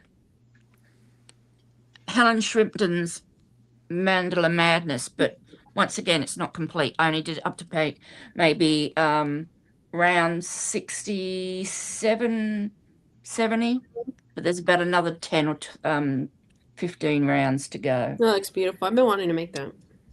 It is gorgeous. Yeah. Oh, it's got cat hair all over it. Of course it has. It's okay. We don't see the cat hair. Oh, yeah. She surrounds herself with beautiful crochet. Yeah, she does. Helen's gorgeous stuff. You do. Oh, thank you. One on the wall, the one on your chair. Yeah. It's The cats awesome. don't like it though. They won't. One of them won't lay on it. I think it's because it's bumpy. Maybe I don't know. Oh, mine do. Mine do. You saw Wednesday come in here and. Yeah, well, that was Wednesday. I wondered who it was, whether it was Wednesday or Oh, it was Wednesday. Pugsley. Yeah. Okay. Typical sweet. Oh, Michael's back. Oh, hello, Michael. Welcome back. Welcome back. Yeah, I might have to scooch myself under the Thank you. under the blanket soon. I'm getting cold.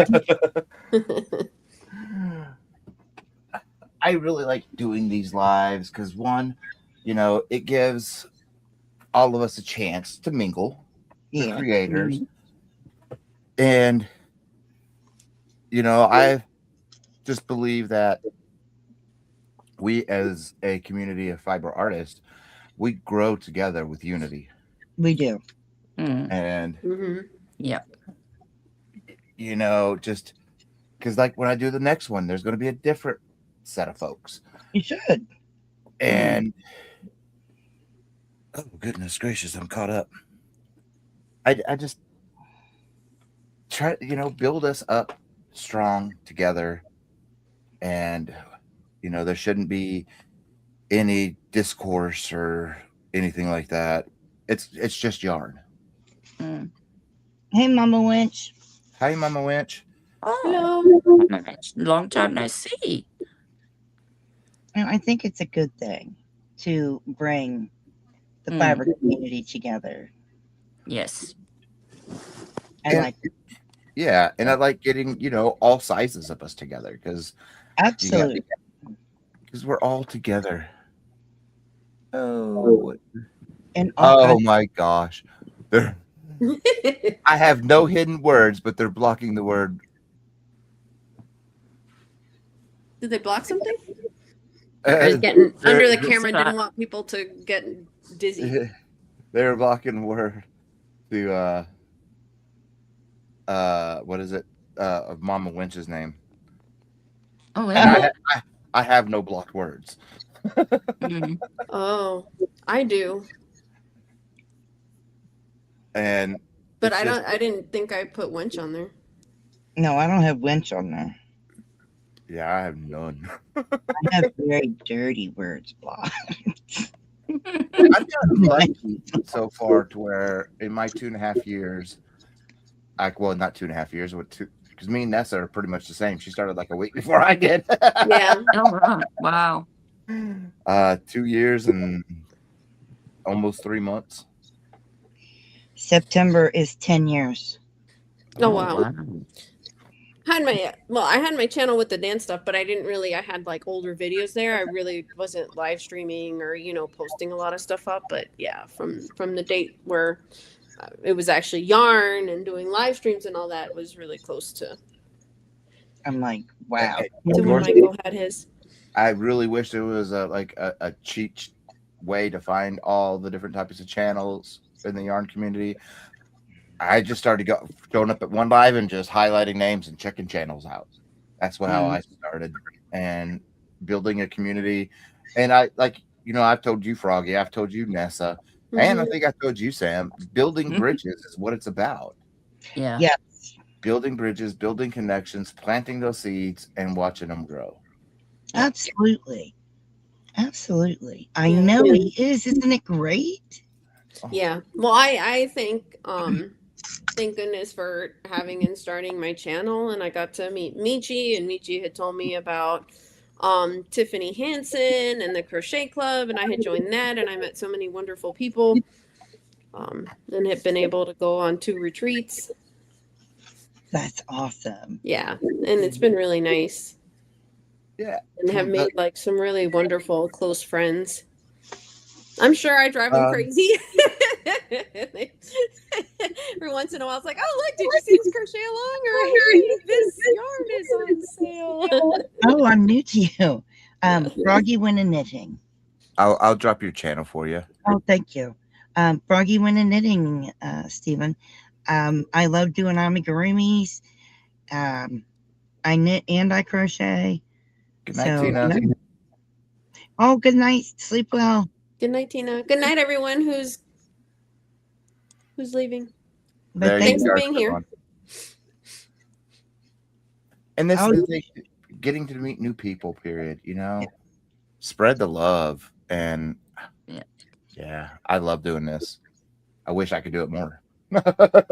Yeah. But if I did it more, I wouldn't be able to crochet. I wouldn't be getting no patterns done. Yeah. No. I would like to be able to peruse and meet more people. But I get so busy with the pattern writing because I have to bang my patterns out. I had a week to write a hat pattern, a week to write the pattern for Sunday, and to do the research for Sunday. So we don't always have, and I still want to work on my own things. Plus I take classes. So we don't always have time. What classes are you taking? I'm with Think Media Video Ranking Academy. Okay, cool. And I'm also taking classes on AI. Nice. How I can better use AI. I'm enjoying AI. I really am. The more I'm enjoying classes. Let me tell you. Oh, I learned so much more. I've had to do some work training on it. I really enjoy what I've learned. I definitely am not worried about AI taking over the world. Yeah. It just collates information, and it can collate it and sift through it for you faster than we can. So, but I enjoy working with AI. Yeah. I do find it funny sometimes at work when we use it, and I have to ask certain specific questions for it to look up. And then sometimes it'll actually quote me or the conversation that I had with my coworker as the source of reference. And I'm like, well, that wasn't very helpful. Because I'm asking it because I don't remember the answer, and I didn't need it to come up with my own, answer in chat, which really wasn't an answer. It was my opinion on how things should be done and isn't the actual policy. So I was like, oh, that wasn't very helpful. Yeah. I don't want to be the source of truth. Siobhan, thank you. Thank you so much. Thank you for teaching me how to pronounce it. I appreciate it. Yeah, I've never, like, the first time I ever messed with AI was literally the other day with those oh, sorry, hitting mic. With those pictures I did, that picture I did. That was my first time ever doing anything with AI. Wow. Mm. And then earlier, Mikey really schooled us on AI. Oh, really? Oh man, he was just the things AI can do. Well, what you do is incredible. Yeah. Thank you so much. I enjoy using it for brainstorming. And I can feed it a lot of information and it will create my outline. Yeah. When I was putting together some information for an outline, I was feeding the information to AI to create me the outline. And the next thing I know, it created a pattern. And I'm like, what the what? Yeah, it created a pattern. A very simple pattern, but it did create one. That was not the intent. Yeah. Yeah, no, the intent was to create an outline, but it did create a pattern, which was interesting. That's not the pattern I used. But Which AI program are you using, Froggy? ChatGPT. Okay. And that's the one that created a pattern, a very simple pattern. Yeah. Yeah, we're using Copilot at work. He was telling me that the 3 weeks it took me to figure the math for the Tunisian circle blanket, that it would have figured that out in minutes. Literally. Yeah. And I'm like, oh, I spent 3 weeks banging my head against the wall. Yeah. All I did was give it, I mean, I fed it all the information, all of the stats and background information, and explained to it that I was creating a video with a pattern that has to do with this subject, and I need an outline. So it not only gives me 10 titles, the top 3 SEOs, and then the pattern and the outline. I mean, and it gives me a thumbnail, which I didn't even ask for. And it gives you a description as well, and the whole bit. Yeah. And title.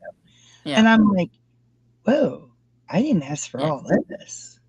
And it's great because you just don't, you don't have to sit there and think of new ideas to come up, ways to phrase. Yeah, I'm showing you how to knit or crochet a beanie. It comes up with something really good. It does. That's going to be eye-catching. Not clickbait, but eye-catching. Yeah. And I think that's what I was always afraid of using it, was the clickbait titles. Well, that's the nice thing is, though, you can take that image and put it into something like Canva, and you can change it around. Or you can tell AI to change different aspects of it. And often the chat GPT will actually give you an option. It'll say, okay, it'll give you all these titles, and it'll say, do you want one of these titles, or do you want me to, give you a title that's more to your style for your channel, or do you want to really one that's going to catch interest, or do you want to really viral one, and it gives you these options. So it will give you clickbaity ones if you select a clickbaity one, but you don't have to. No. Yeah. But so it gives you the option. I know, like with Mikey, he will give an idea to AI just so it can create the idea, so he can get an idea of what it'll look like. Yes. Yeah. Yes. I like that. That's interesting. Yeah, I know with that hexagon, the one I showed, which I lost again. Here it is. When I had typed up, what I had modified for the pattern for it, I then decided to ask it to translate. So it, for this hexagon. So it did a lot of that work for me, which was pretty cool. And then I went, and kind of brushed it up, and move things, but it helped to know the language though. Yeah. So most of like for the title, or what is that thing called? Oh my gosh, not titles. Description? No. Thumbnail. Most of since most of my like it is the actual stitch, and Right. I just I've never really thought about even using Right. AI for my thumbnails because it's the stitch. Right. Yep. I'll do my little magic with it, and that's about it. Enhance it a little bit, change the shadowing or brightness just to make sure you see the stitch for what it's worth, and boom. Because I have the blank template that I use, because I try to keep everything the same, except for the picture of the stitch and the stitch name changes. Right. Yeah. Well, so you can put your picture of your stitch into AI, and it's going to it will spit out a thumbnail with a title. You suggest a title, or you suggest what it, you tell it what it is, Yeah. and what the stitch is called, and it will spit out. Yeah. I know somebody got on to all your thumbnails look very similar. I'm like, yes and no, but the thing is you can tell they're stitch tutorial thumbnails. Yeah. Yeah, so that's what I did. I had purple for knit, and I had orange for crochet on mine when I was doing stitch tutorials. And the only thing that changed was the name and the picture. Yeah. They should be happy they're getting a tutorial that they don't have to pay for and stops complaining so much. Yeah. That's my 2 cents on that. Yeah. And most of your stitches are very unique too. So there's another thing. Yeah. Well, it's nothing against her. She is a wonderful teacher, but her backbone of her tutorials is the honeycomb stitch. Yeah. Tony really relies on the honeycomb stitch. She's great at what she does, but like her backbone is the honeycomb stitch. I don't want to have a stitch that I rely on a lot. Yeah. I want to use all the mixture I can, because how else are you going to get a feel for that stitch? Yeah. Really? Actually, yes, Ricky, he does, because we a local grocery store sells it, and I got him some, and they're sitting in his game room.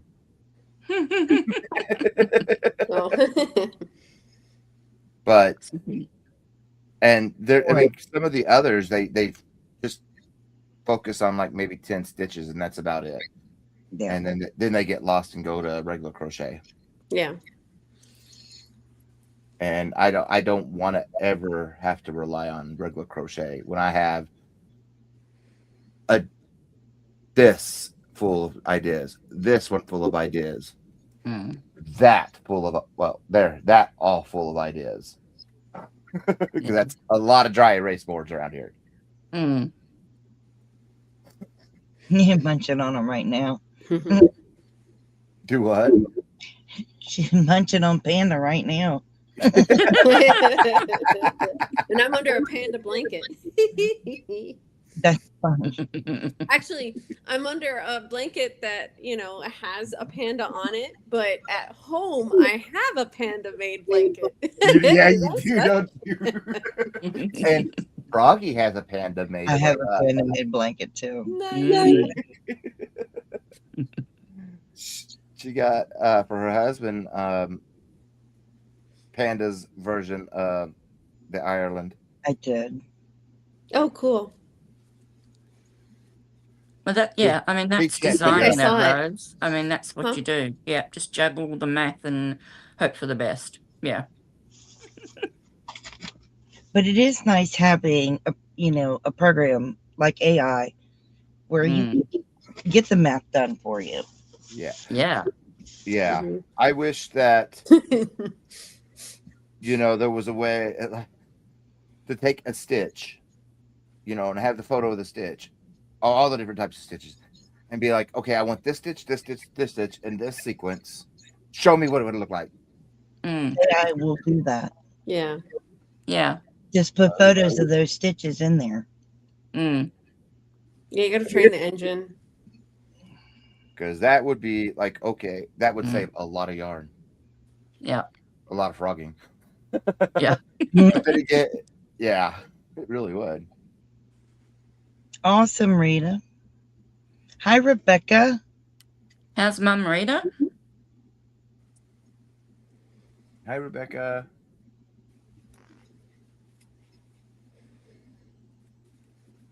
See, and Stephanie, like, I don't mind doing the math. I really don't. Mm. I always try, like,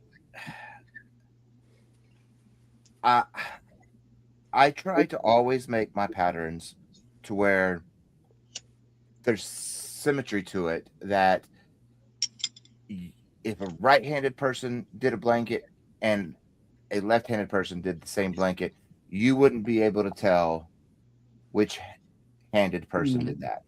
Yeah. Because I want them to look the same from the left to right to right to left. And I love doing that. It is a little bit more complicated,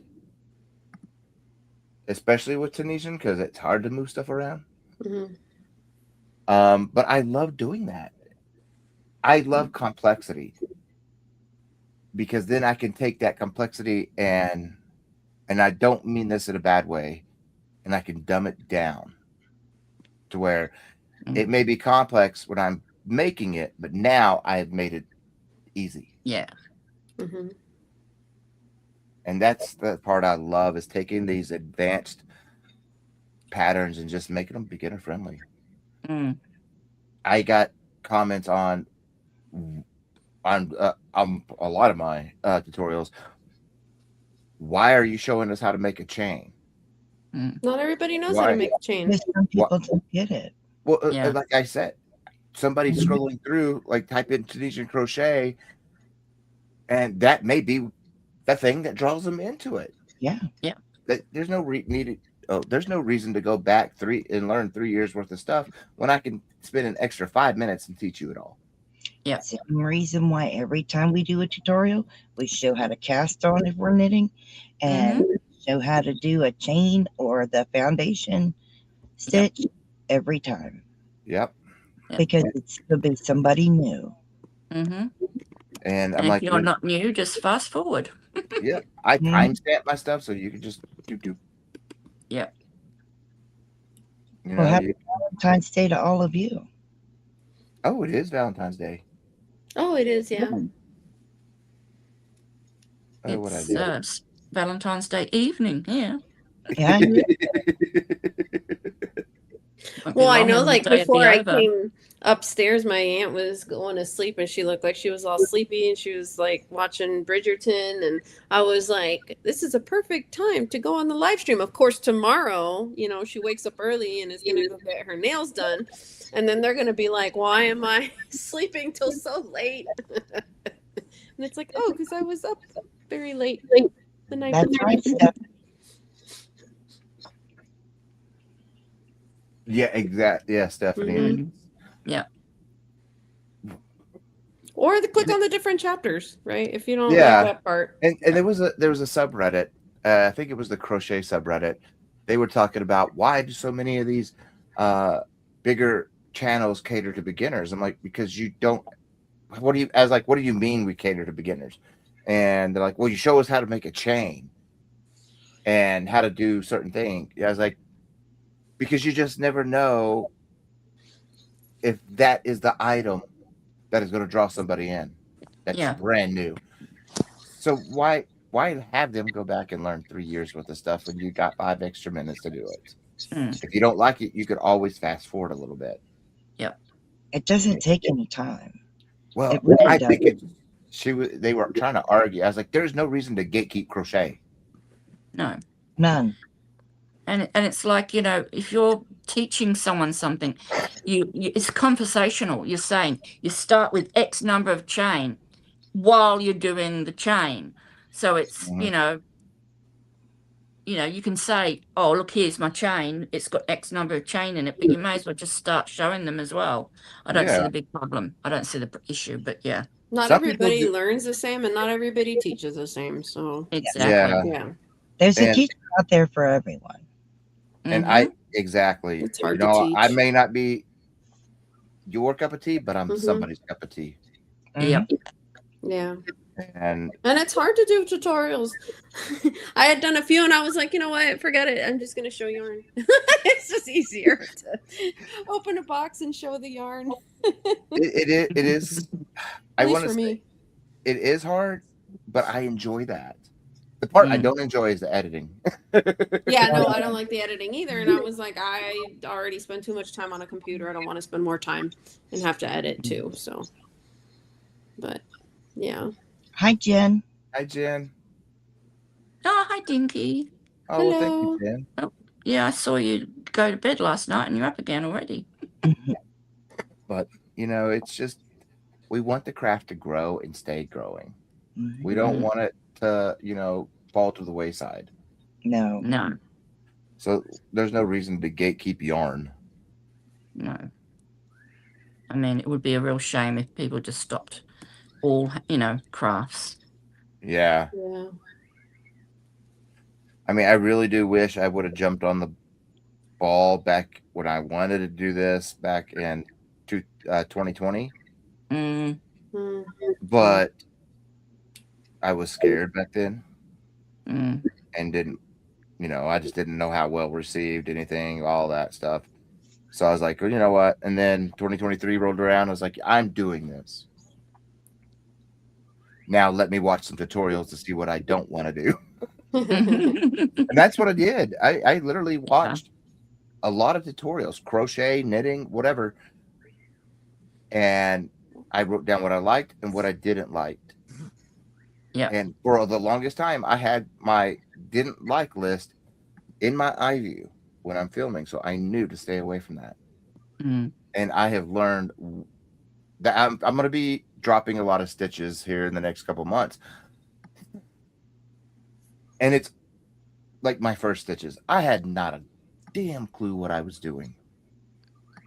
I mean, my phone was what I recorded on, and it was straight up and down like this. Mm. You know, I didn't know what I was doing.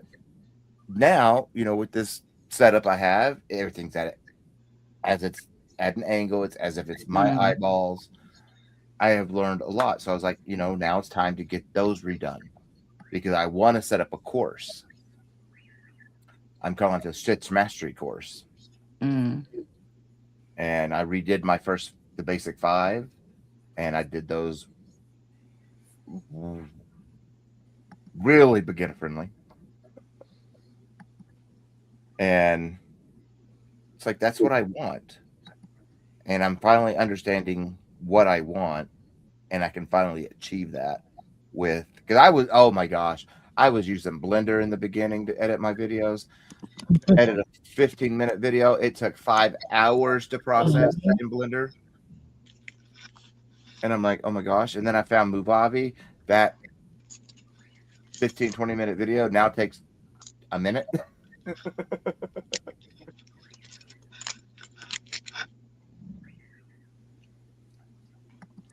It took me a while to do tutorials because I didn't have the confidence in myself. Mm-hmm. I knew I could teach in person because I've been doing that. But to do it on camera was a whole nother story. And then I finally, well, my TFF cohorts got me to do it on TFF. And then, wow, I felt much better. I love the teaching aspect of it. Well, it took me a bit to do it on camera. Doing it in person is different. Hi, Shannon. Hey, Shannon. I could do it in person. It just took me a while to do it on camera. And now that I've done it on camera, I'm great. I had to develop my YouTube voice, is what Panda calls it. My tutorial voice. Voice. We call it my tutorial voice. And it's like Mum's always had a phone voice, didn't they? Yeah. I always had a phone voice. It's no different than what I'm doing. I just hit a different button in the editing software to just localize my voice. That's all I do. And I'm like, I don't know. And then I'm getting asked to read books. I'm like, Michael doesn't read. I may have that bachelor's degree and stuff, but Michael don't read no more. I watch it. If it's a book and it's been turned into a movie, I watch it.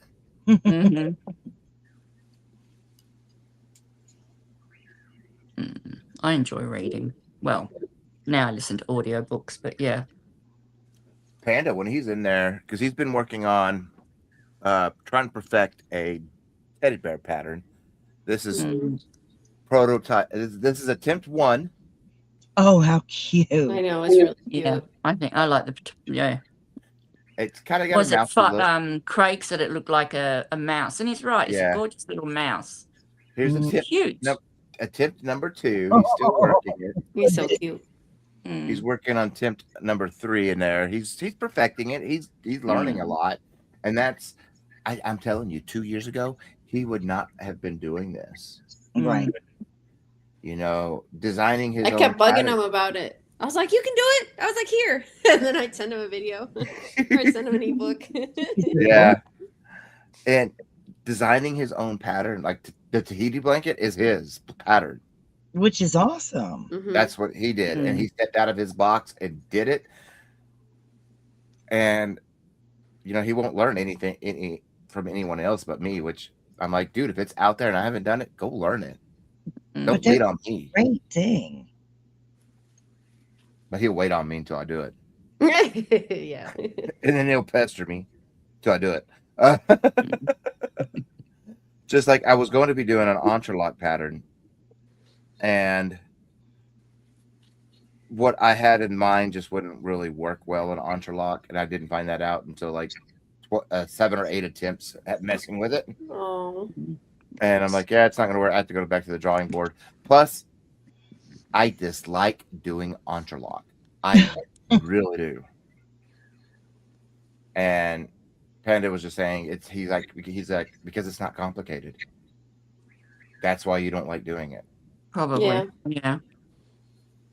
He goes. Entrelac is really good though for I think maybe beginners because they can use the smaller hooks. Yeah. You know, and they only don't need a special Tunisian hook. They can get away with a smaller hook. Which helps as well. I know I need to do it. Same with the 10 stitch. Yeah. But I need. Yeah, well, I can't say it doesn't keep my mind busy. Active, yeah. Because like all these patterns I come up with are really because I'm in pain. So I'm trying to create something that's going to keep my mind busy and off of it. Yeah.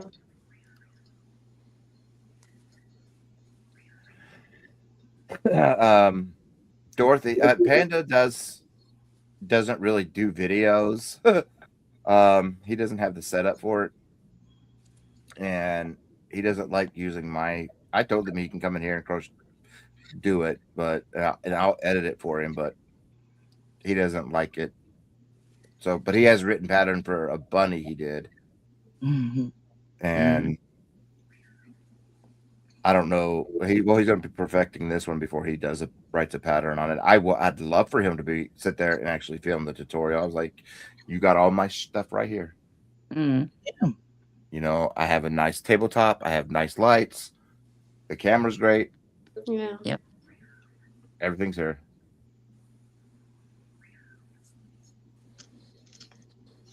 Yeah, Ricky and Mikey loves doing entrelac. I don't know. Like I said, it's just not. I learned entrelac too from Mikey. Who did I learn it from? It was 2013. He has like a really old video on it too, I think. It's probably him because TL wasn't around then. It was probably I don't think I've seen her entrelac video. You know, there was also a lady in South Africa that did entrelac, and I looked at one of her videos too. It may have been her. I don't remember. I mean, I can't remember her name right now. That was 13 years ago. So I don't remember.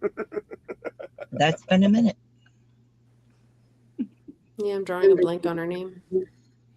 Has she got glasses and like white hair or really blonde hair? No. Okay. Not She's the one really I'm nice thinking. though. She had like short hair.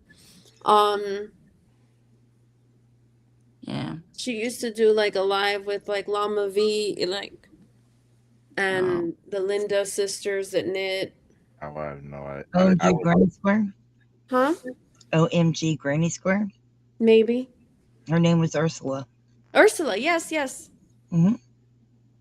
Yeah, she sort of stopped doing her YouTube channel. Nobody's heard from her. I hope she's okay. I've tried contacting her as have several other people. And nothing.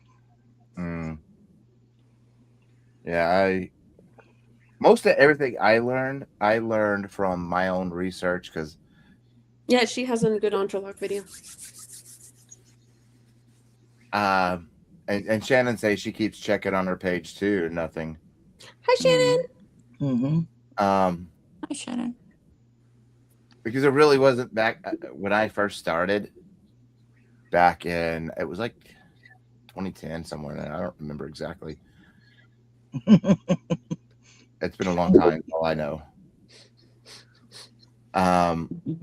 There really wasn't nothing out there on them. Yeah. So I learned from going to different public libraries, online databases, and searching, and then reading it, figuring it out. Because as soon as I was like looking for another stitch and crochet that was solid because I was always cold, and then I saw this. I'm like, it's a Tunisian simple stitch. I was like, ooh, what is that? I like that. And then I saw how you do it. So literally, I left everything up, ran to Walmart, which we have a big Walmart that's not even a quarter mile from my house. Yeah, got my first Afghan hook and worked something up. I'm like, ooh, I really love this. And that's what started the whole mess. I had my grandma's Afghan hook, and it was like a metal one, one of those, I think it's like Susan Bates one. I don't even know if my grandma knew that it was like a Tunisian hook, or she like had it and then just never figured out how to use it. Just kind of had it with the hooks. My grandmother had a few, and I lived with her from the age of 7 until I went off into the Navy at 18, and I never saw her use it, but I knew she had 3 of them. And I didn't know what they were for. I was like, I just knew regular crochet back then, and I'm like, what do you do with these? And she never really answered me, so I don't know if she knew. Yeah, and I had like Tunisian books, and then I would look at it and I would try to do it, and then I just never really figured it out from the book. I was like, But back when I was taught, it was called Afghan crochet. Yeah. With the Afghan hooks. Yep. Yeah.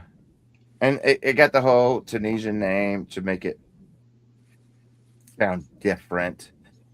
A lot of it, from what I understood, was because crochet Afghans, Afghan crochet. So it was getting confusing. So they just said, we'll call it Tunisian, even though it has nothing to do with Tunisia.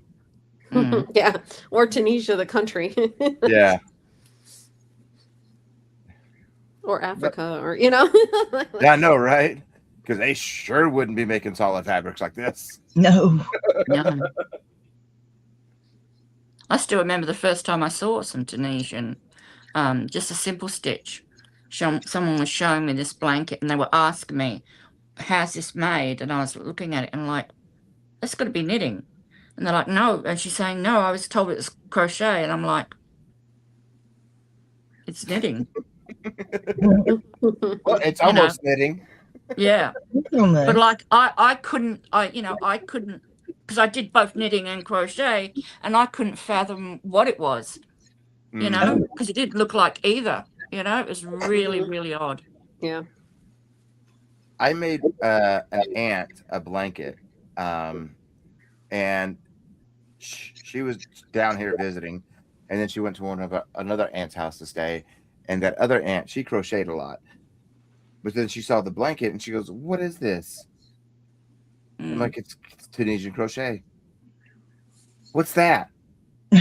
She, she's in her late 70s, if not 80 by now, and she would have known. And I was like, you use a long hook. You know, I came back to my house, grabbed my hooks. I grabbed the Afghan hooks, and I'm like, you use these? She goes, and you did that? I'm like, yeah. She was in all my years. Oh, wow. Mm. It's so cool. Yeah. And like, and it's the warmest blanket you'll ever have. Did she make stuff after with it? Oh no. Oh. No. She crocheted a lot of doilies, like with Oh, wow. crochet thread. Yeah. Doilies, and it's somewhere in the hall closet is a huge tablecloth she did. A lace tablecloth, and I have that because I didn't want that out when we had the dog, so I never put it out. But that was her. When she made a blanket, though, you always had to go in and tie in her ends. Oh. Because she was one of those that didn't tie her ends off. She believed it was going to help. She had a lot of faith in that non-knot. Oh. Like, no. So we always had to go in and tie them off. Every Christmas, we'd always have Christmas at Grandma's, and she would come over a few days early and drop off all the blankets that she made for everybody. So 2 nights in a row, after everybody left the house, me and Grandma sitting there tying the ends and all the blankets. I was teaching my aunt last night how to weave in ends. I was like, here, we did these hexagons. You need to learn the skill of how to weave in ends. She never knew we did it. Wow. But none of the blankets fell apart. Damn. I just don't know if she did that on purpose, like she wanted somebody to get it and watch it and fall apart. I don't know. Or did she just not know to? I mean, she did doily, so you would think. Yeah. I think she just wanted someone else to weave in her ends. Probably did. She probably suckered us into doing it without us knowing. Without you knowing.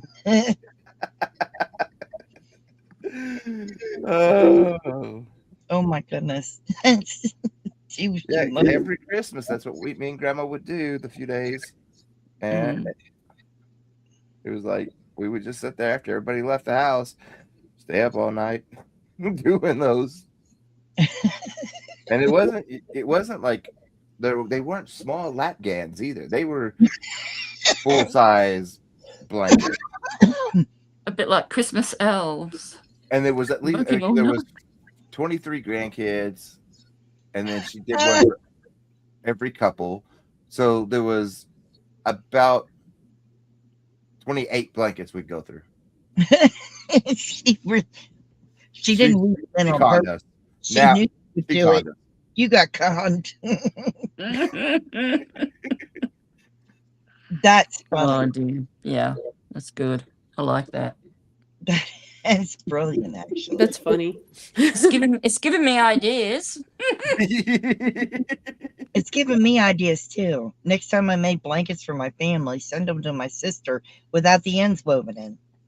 And let her do it. There's got to be somebody who knows crochet. Oh, she does. Like, oh, we weave in their ends. We got to weave this in. I once made a cardigan for my brother, and it was really intricate, and it was multiple colors, and there were so many ends. And the first one I did, I weaved in all the ends, and it was knitted, and I gave it to him. And his new wife shrunk it in the wash. And I thought, okay, I'll make him another one. And I made him another one. And I sort of like threw it and the buttons at him and said, you can sew the ends in on this bloody one and put the buttons on. I'm not doing it. Yeah. I don't blame you. Yeah. I've been known to do that, just, shopping bag, projects in there, buttons are there. There you go. Do it yourself. Like my first hexacardy that I did, where I figured out my pattern, which was for Panda. It's not done because Michael does not like sewing on buttons. And he's like, what's taking so long? I can't find Woolies. We're waiting on Woolies to come in stock. Maybe it'll come in stock one day. We just don't know what day. Oh my. It's funny. It's sitting right over here in the bin. And it'll be there. Yep. Oh, bless you. So he really hounds me. Oh. Because right now he's getting to where he's reminding It's cold. me. He could use it now. Well, that too, but he's reminding me every day about getting my passport. I don't have a passport. I never needed one because when I was in the military, you had a military ID. That was your passport. Yep. Yeah. So it's good to have one. Okay, Joy. Sleep tight, sweetheart. Thank you for being here. Good night. Because Mikey wants me, and because we talked, he books his crochet cruises about 2 to 3 years out. And he wants me in about 2 to 3 years to start becoming a part of them to be the Tunisian teacher. That would be awesome. Mm-hmm. That'd be really cool. Cool.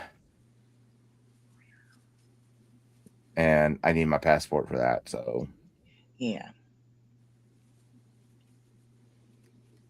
Well, my only biggest fear wasn't anything about that or my spinal cord stimulator. It was just, can my legs take all that walking?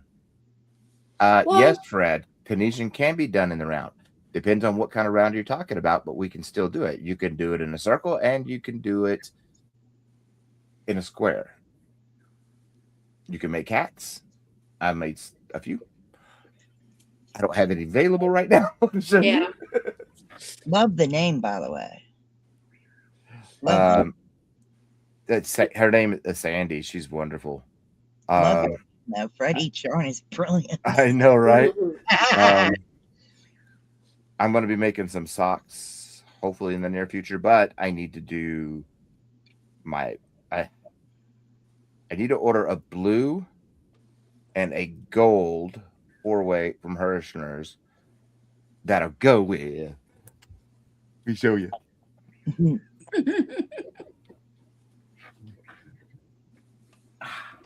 It's like a little kid, isn't he? Oh dear.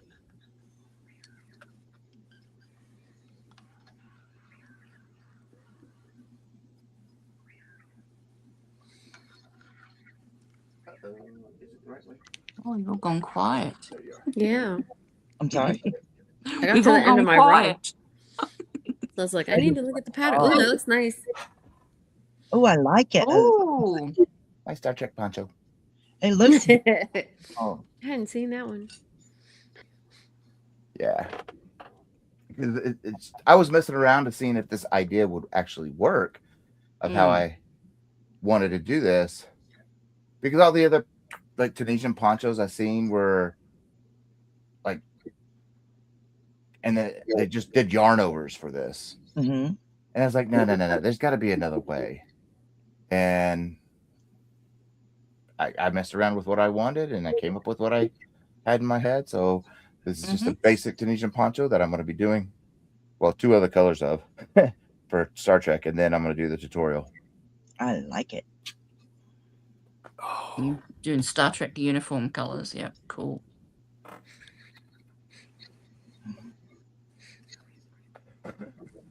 And then because of that, I have a couple stitch patterns. Oh no. For 2 other ponchos. One that's very Jackie Kennedy inspired. And I'm in my whips ottoman. I have a partial of a pillbox hat to see if it works. If my idea works, and it's works, so I didn't need to finish it. It'll stay in there till I decide to undo it. But you can't have a Jackie Kennedy inspired poncho without a pillbox right hat. No. So, and then that's going to be done with Hirschner's 2-weight. And then I'm going to use the Michi blushing cakes for another one I have. So, just ideas flow whenever I do something. Just how my brain works.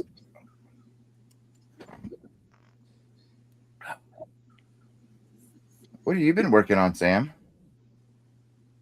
That. Oh. But it's going to have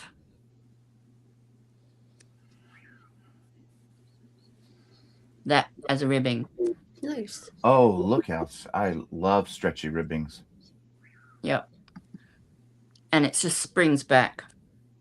That is. Love it. Yeah.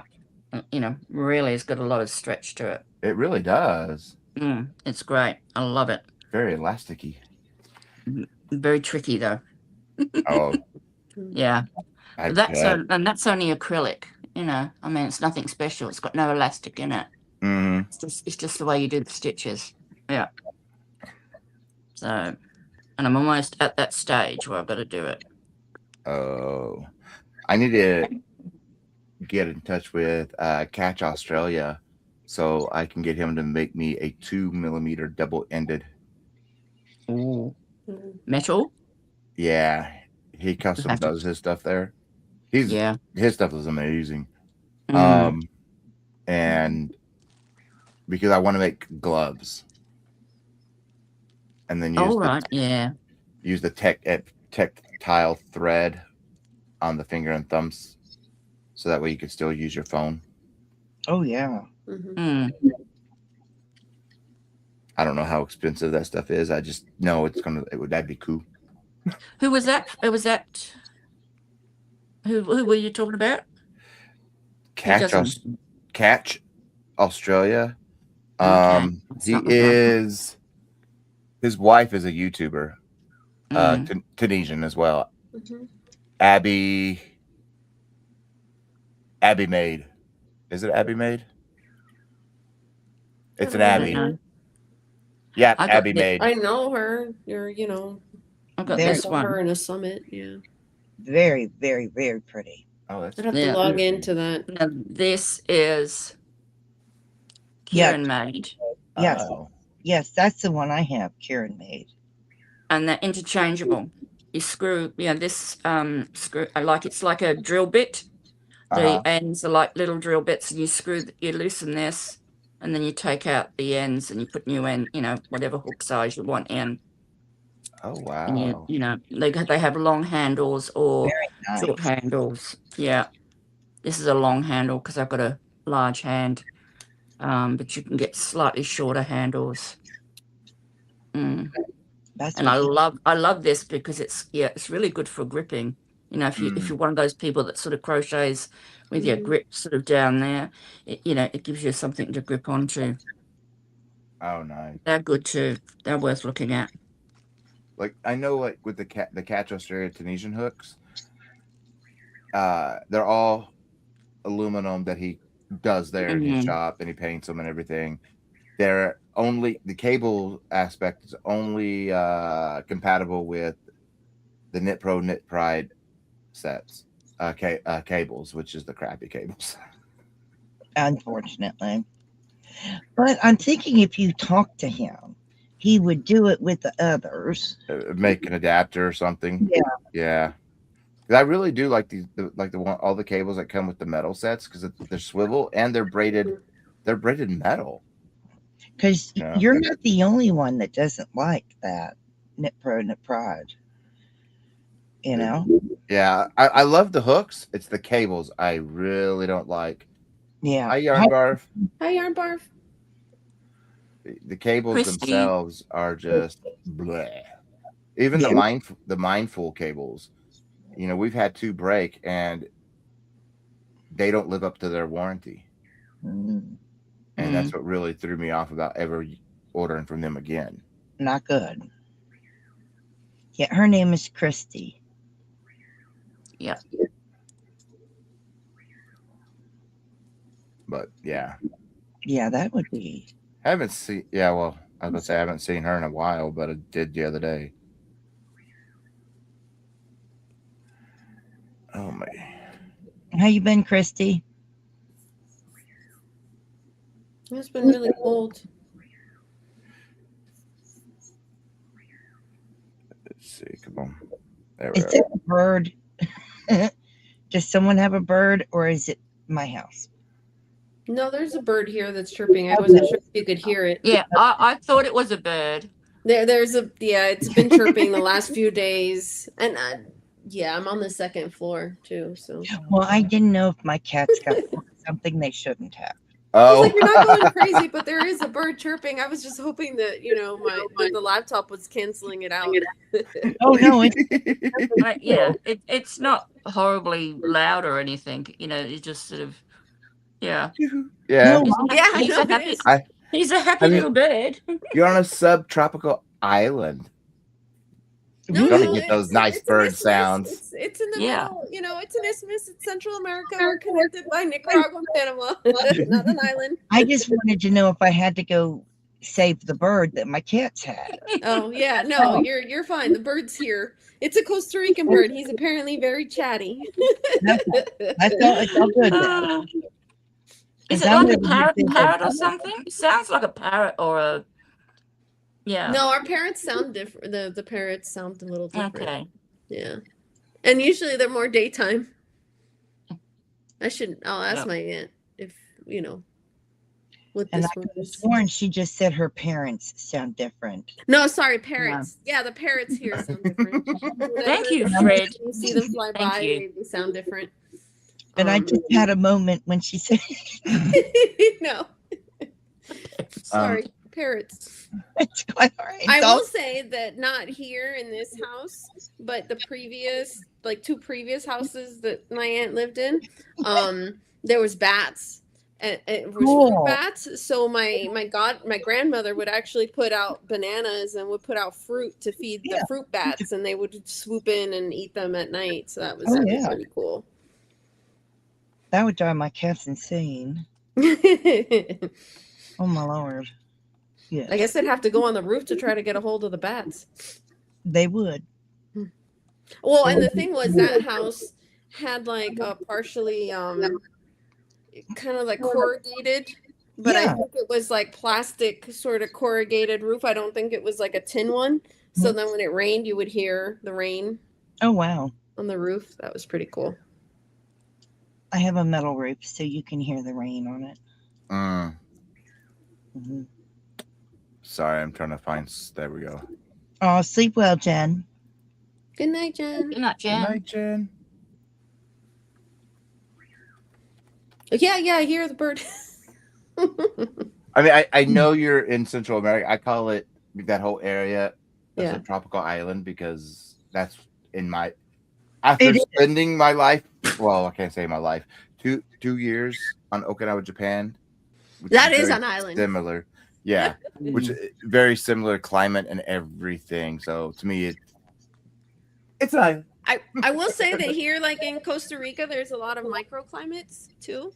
Yes, there really is. So like here where she is in the town that I'm in right now, it's actually colder than like San Jose, than the capital. Really? And it's colder than what like her other house used to be. So then but she likes the cold, so my aunt doesn't feel the cold, but my cousins do. So then I had to ask my cousins, like, is it cold over there now that I'm going? And it's cold for us, but definitely not as cold as it is at home in North Carolina that I just came from.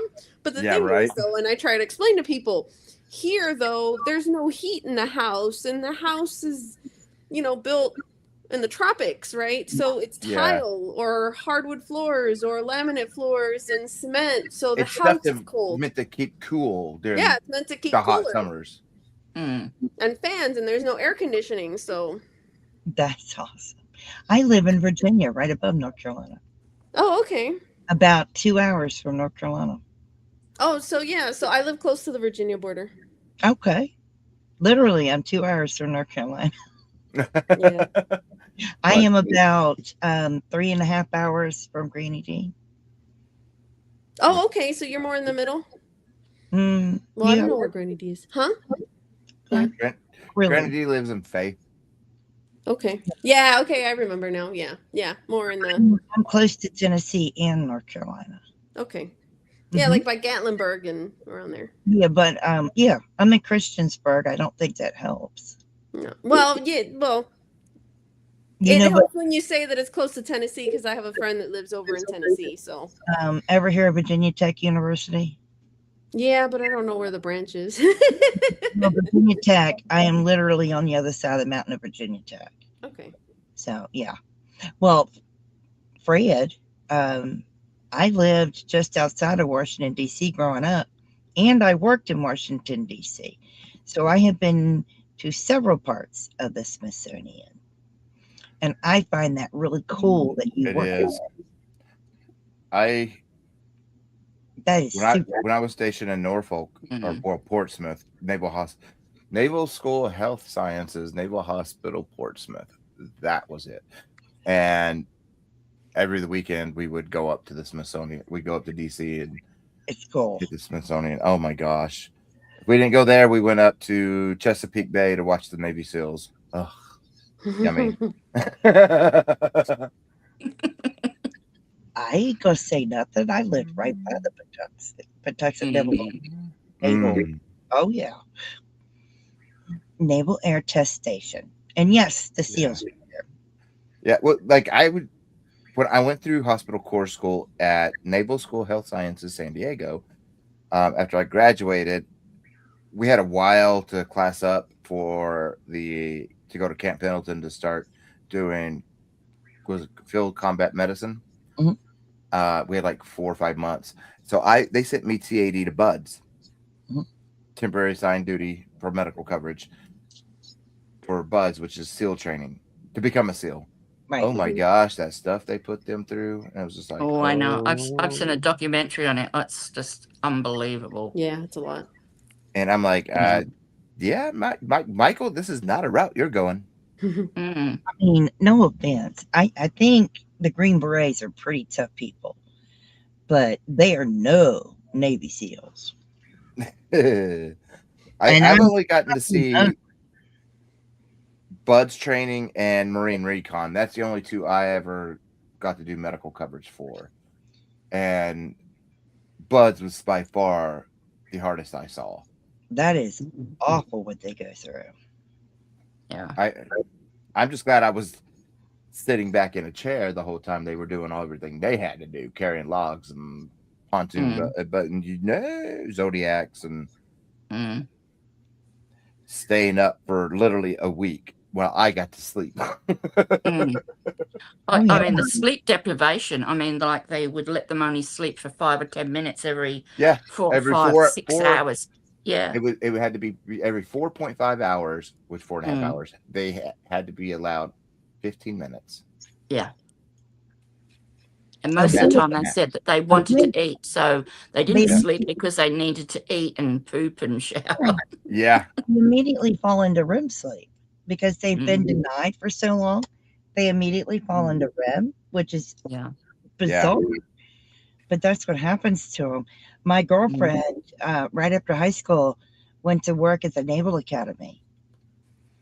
Oh, I love to go have lunch with her. We go in and watch the diving. Oh, yes. We were sitting there one day up in the stands, and we're watching everybody, go jump off the diving board.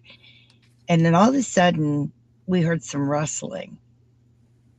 And a whole nother class had entered in behind us, one row behind us, and we never heard them. They are so quiet, but boy, did they look nice. And like the Naval Academy uniform is butt ugly. Oh, I agree. I did plenty of years in the Navy. Our uniforms were ugly.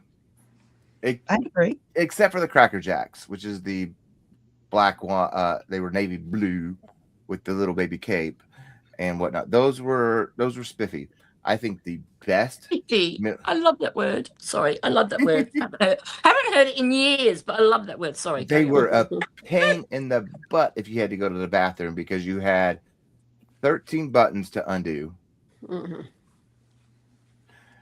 To undo 4 more buttons. Yep. But boy, did they look good when the ship was returning to port. I think the best. Everybody's on deck. Yeah. The best dress uniform out of all of the military U.S. military branches is the Marine Corps. Honor Guard. Mm-hmm. That, oh my gosh, that can make the ugliest man look beautiful. Yeah. Definitely. They weren't in uniform when they piled in. You know, we were watching the diving and they were piling in. They weren't in uniform. They were in their bathing trunks. Oh, the little tan ones? Or was it the greenie weenies is what we called them? They were like Speedos. Mm-hmm. Oh, budgie smugglers. They were budgie smugglers, and I was 18. So it was my girlfriend. Mm-hmm. And that's what we did for her lunch hour. I know when I joined the Navy, it was winter time. So we really didn't do a lot of in Great Lakes, Illinois, you didn't do any water related aspect stuff. You only did the minimum that needed to be done to pass boot camp. Just because of how the wind chill. It was drastic in January. And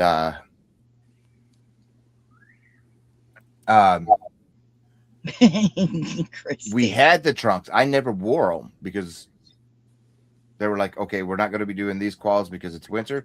We have to do these quals, which is take your uniform off, splash water in it, turn it into a flotation device. And that's it. And that's all we had to do. Get out, and then they put us under a heater to dry off. So when I got to my first station, I'm like, oh, we got to wear these to go PT in. And I put them on. I'm like, what the? And this ain't don't ask, don't tell. Like, you really think you're fooling somebody with these don't ask, don't tell policy with these shorts? Yeah. Why I went to go watch them jumping in the pool. They put Daisy Dukes to shame. They did. They did. My girlfriend says, her name was Jody. She's married now. She said, I want to go show you something for lunch. We're not going to eat. We're going to go over and see this. It's like, okay, what are we watching? They're going to be diving into the pool. I'm like, oh, okay, that's cool. We go in and my eyes like bug out. I'm like, doesn't leave nothing to the imagination, does it? No, because everything's there. Everything's there. Just held behind some little bit of nylon. Yep, and it was quite fun. I rather enjoyed it myself, thank you. And then all of a sudden you hear this rustling and turn around, and there's like 6 rows up of all of them dressed in the same thing, getting ready to go get their turn. And man, if I guarantee I was red because we were sitting there carrying on, talking about the guys jumping. Oh yeah. Oh yeah, they knew what we were doing. They knew what we were talking about. And guess what? When they went to jump in, we talked about them too. Oh, it was fun. It was fun. Like, I'm glad, like, I didn't like wearing those. And thankfully the command said, look, as long as you wear athletic shorts, you're fine. They wear them at the academy. Yeah. And I'm like, okay, I never touched them. And then whenever I got to where I met Panda at Groton, Connecticut, which was a naval sub base where they train submariners, and they have plenty of submarines stationed there. And I'm not, you don't think that, oh, this is up at sub base. These people ain't PTing. Boy, was I wrong. And they were required to wear those I can't say we call them greeny weenies to a point, but they were actually called something else that I cannot say on YouTube. And we had to wear them, and I'm like, are you? We're at a sub base. Butt naked. What difference would it have made? We're at a sub base where they already have a stigma of, 60 men go down, 30 couples come up. Yeah. They already got that stigma. And we're wearing these. Mm-hmm. In one of the states that gay marriage is actually legal in. Yep. But and on subs, isn't that where they share bunks? 3 to 1 bunk. Yep. It's called hot racking. You rotating. They're on a 28-hour day schedule. Yeah. Yep. You got to take your shift on the bunk to sleep. Mm-hmm. Which is just crazy. But there's only so much space on. Yeah. I did temporary duty because the medical officer on a submarine is an enlisted person, not a doctor. They're called an independent duty corpsman. Yeah. They're pretty much trained to be a PA. And I was the highest ranking in my area that we were supposed to be covering. So I went to the sub when that IDC had to have emergency appendectomy. Thankfully, the sub wasn't going nowhere because Michael wasn't going nowhere underwater. No. And this was before September 11th. And I went down there. I was there for a week. Every day, having to go down. I couldn't do it. No, it's too tight. I'm claustrophobic. And that was just no. It's tight. That's one thing my brother-in-law said he could never do sub. He was on the Roosevelt, and they brought the SEALs on board, and they didn't have anywhere to put them, so they slept in one of the magazines. I'm like, what? And he describes the magazine. No temperature regulation. It goes up to 120 easy, and they slept in there. I'm guessing, I don't know, because in my 12 years, Michael never saw a ship. Well, I was never stationed on the ship. I was stationed with the Marines most of the time. Yeah. But we flew everywhere. Yeah. He did ordnance, so he was always making sure the ordnance got on the planes and helicopters and whatnot. So he worked with the SEALs when they come on board, making sure they got what they needed. Well, I'm trying to remember what ATF, Assault Tactical. I was part of a unit called ATF. It was called Assault Tactical Force. We were the first to go in any conflict. Yeah. To set up the perimeter. We got to grow facial hair. Yeah. We got to blend in so we could set the perimeter without people knowing we're setting the perimeter. But Michael didn't set a perimeter because by Geneva Convention, I couldn't carry anything bigger than a 9mm. So I had to only carry a 9mm. And so Michael stayed back a lot behind watching, which is fine with me. I wouldn't want to go on a sub, Ricky. Thinking about it now, I wish I would have gotten onto sea duty so I could have experienced that. Not a submarine though. No. Because if the oxygen scrubbers can't keep up, they burn this chemical reaction that creates oxygen. That should not happen. You shouldn't be able to start a fire to create oxygen. Thank you. I know it's all chemical reaction, but you shouldn't be able to start a fire in a confined space, underwater, in a pressurized tube that creates oxygen. Sleep well. Good night, Carmen. Good night. Yeah, I agree with you completely on that. No, he retired from the Navy, but served most of it. He went out on the Roosevelt, another carrier and then ended up back on the Roosevelt. I know after I got out of surgical tech school, I busted my butt off trying to get the USS Enterprise. Yeah. That would be the bomb. That would have been the perfect because me and my checkiness. Because that would be the ultimate to have your, the hat and everything. Yeah. US Enterprise. I mean, come on. And then 5 short years later, they decommissioned her. Which was stupid. But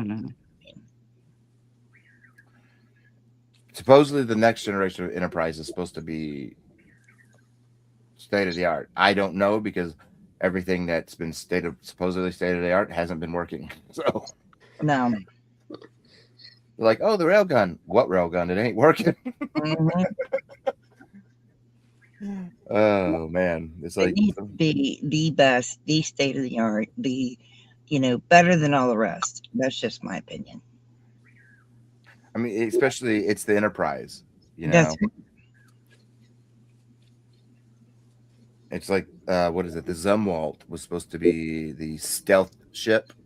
Mm-hmm. It is stealthy, but none of the electric weapons work. Right. So they had to take those off and place standard, traditional style weapons on it. Regular munitions. Yeah. Because they were using like rail guns, to propel the ammunition, but they just wouldn't work. Like, and yeah, you had 10 years to test this. Because I remember y'all talking about signing the contract to build this thing. You had 10 years to test that, and y'all still couldn't get it to work, and you still put it on a ship that doesn't. No. Somebody made money off something. I'm anxious to see what's being built right now. Yeah, I remember when the Seawolf class of submarines were built. That was what was mainly stationed at Groton, Connecticut. So, like when 9/11 happened, and I went up to my barracks room, which overlooked the bay where all the subs were parked. You just saw all these sailors running to their boats, and then the boats pulled out enough past the pier and just sunk. You had no idea where they were at after that. And the base was closing down. I grabbed my stuff and went out in town to a friend's house because I wasn't going to get locked on base. Because if you were locked on base, they were putting you on duty. And I'm like, no. Oh, yeah. My brother-in-law got called up to the Roosevelt. He had to go. They left right out of Norfolk. They were gone. And then I get back and they're like, hey, guess what? Petty officer. Mm-hmm. What? You're going to Iraq. Okay, fine. Come back. Guess what? What? You're going back to Iraq. I just got back. Doesn't matter. That was happening a lot. People, especially in the field that I was in, and the medical field, and a couple other fields that were the Marine Corps related, that literally they wouldn't even be home a week before they got rotated back out because the scope or the field of people in that job was small. Yeah. And they didn't have enough time to train and get other people out there by the time they came back. So they had to get them back because it takes a lot, especially like to be a corpsman, a combat corpsman. You got to go to the regular corpsman school, which is 19 weeks of nursing training. It's 19 weeks, but it's 3 years of nursing training shoved into 19 weeks. Yeah, it's a lot. And you can't make no less than a 90. And then you got it after that. Then you go to, I think FMSS is 8 weeks, where they teach you everything Marine Corps related, Marine Corps structure. And then now we learn combat medics, which is 7 weeks of the 8-week course. They just shove it all down your throat. And they don't have time to train new people when it's a situation like that. Oh, Ricky, I like what y'all The Y'all boy. did the Voyager. Yeah. Cool. But I mean, I wouldn't trade anything for whatever. Even though I don't have knees because of it, I enjoyed it. The people you meet, just like here, it's the people you meet. It is.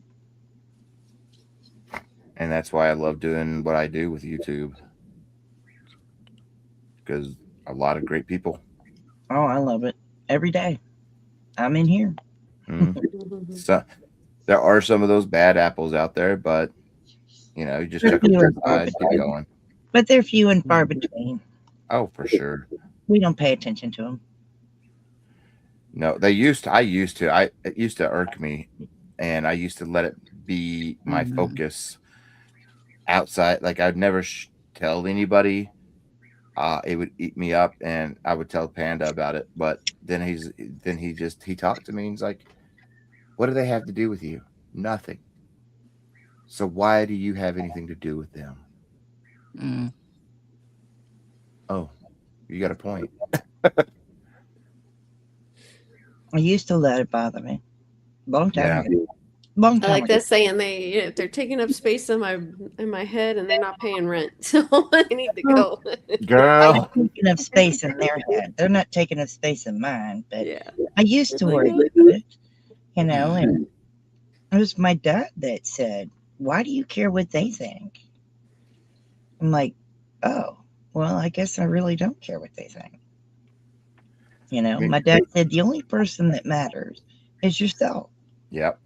And if you're okay with it, then be yourself. Exactly. You know, and that's all I've ever tried to be is myself. And if I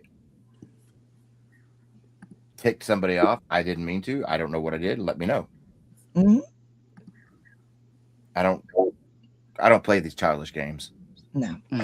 No. And if they're talking about me, hey, at least they're giving somebody else a break. You know? And I'm taking up space in their head. You know, hey, why not? You know, but if you ever have a question about me and something somebody told you about me, come ask me. Yep. I'm not going to bite your head off. Oh, hey, Sam. There's rumors. Go ahead. Sam, by the way, I really do know Froggy a lot. I know you didn't know I do. Oh, I knew you knew her, but I mean, yeah. But I don't think you realized how well we knew each other. Yeah. We do know each other just well. like even with Nessa, you know, I know Nessa very well. He does. He knows me very well. Oh yeah. Oh yeah, I knew that. I know he knows Nessa real well. I've told him before when we were chatting, I'm like, send Nessa a link, tell her, come on. Yeah, I've just been hiding off of live streams. We won't be live when we're chatting. When we're chatting, it's behind the scenes. Oh yeah.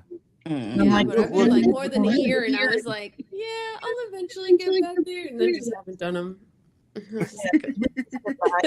And chit chat. Really, we chit chat about nothing, you know. But yeah, it's nice to have someone to bounce your ideas off of. Kind of brainstorm with that person. Or like just for me, like I don't get out a lot. I'm home all the time. I don't work, so having that you're working, having that human connection, and you know, behind the scenes, chatting in the studio for an hour, and it's helpful. Because I dare not venture in town if I don't have to. Well, we know I don't drive, so visually impaired, they don't let you have a driver's license. Ooh, that's not a bad thing. I don't go anywhere unless my husband takes me somewhere. So it's always nice to have that connection with another person, you know, because I see my husband every day. I don't see other people unless it's virtually. So it's nice to have that. And I like it. And I like to be able to run ideas past Michael, you know, and it's helpful to me. Catino yarn. I haven't not heard of it. I think it's a new Lion brand yarn. But I'm not sure. But I haven't used it or seen it or held it.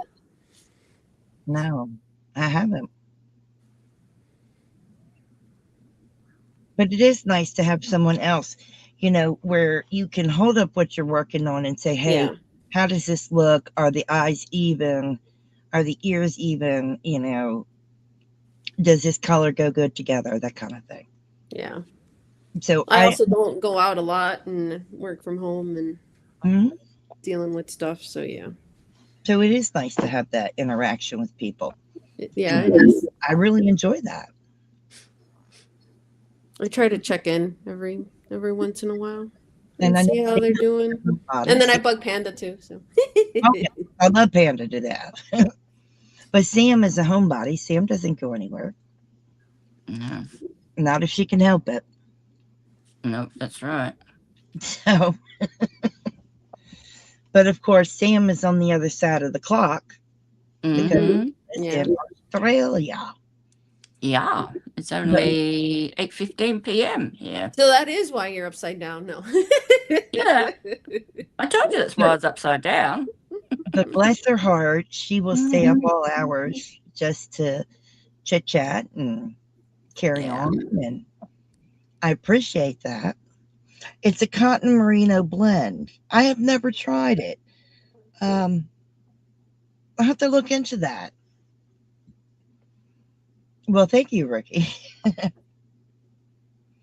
I actually do need another person to help me put the eyes on evenly on an amigurumi. So I do use other people to help me with that. And it was Maureen that helped me put the eyes on my doll evenly and the ears on my doll yesterday. Mm-hmm. Yeah, believe it or not. It just helpful. Is that Maggie or Joey? Maggie.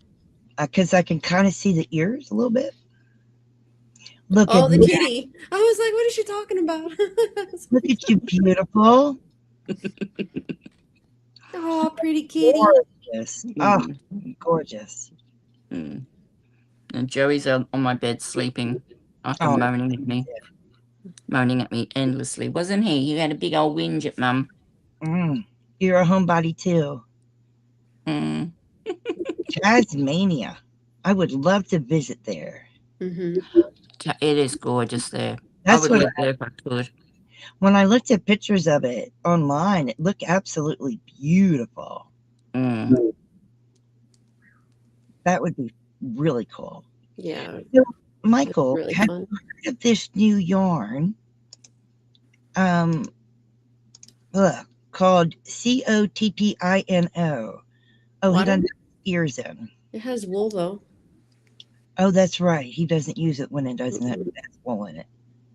Damn it, I forgot. Is that a Lion brand yarn? I think it's a Lion brand yarn. Cottino. Cottino? Maybe, I don't know. Have you heard of Cottino? No. Not me. There was Okay. a new kind of cotton something blend yarn that somebody in the crochet club had used. And You wouldn't use it because it's got wool, but I didn't know if you had heard of it.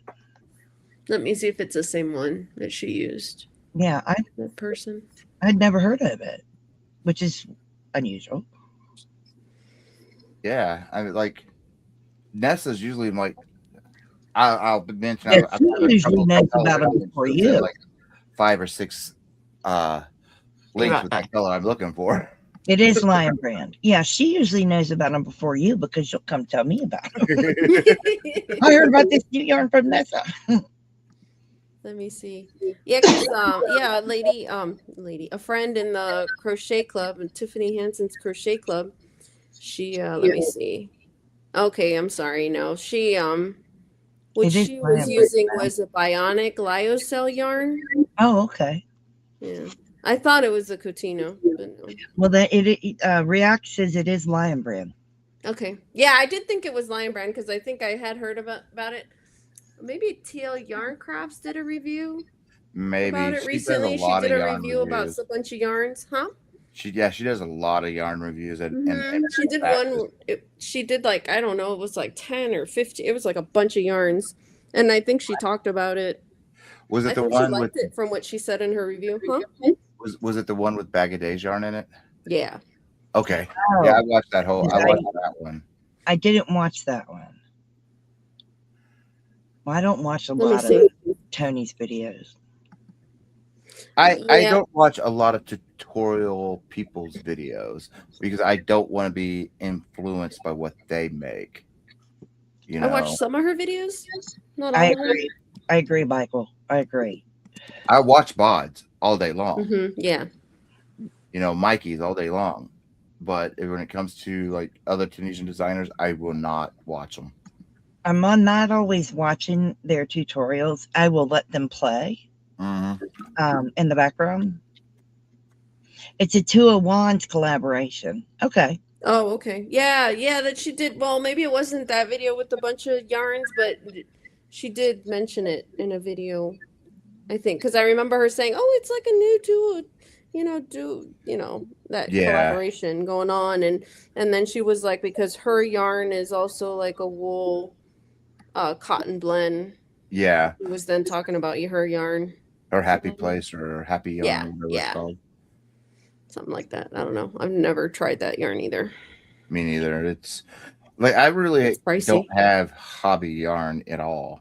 I don't either. Well, I do have some because the Mary Maxim mystery bag that I got for late October and the November one had hobby yarn in it. So I take that back. I do have some, and I think I have some also from a Mama G mystery box. I have a few cakes of hobby yarn, but I don't have much. It's too expensive. I'm sorry, but it is. Yeah, and I think it is too.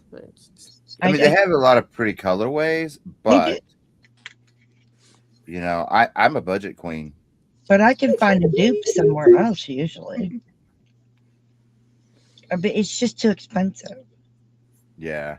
I think it's too expensive. Yeah. But I do understand where you're coming from, Michael. I don't want to be influenced by someone else's tutorial. Yeah.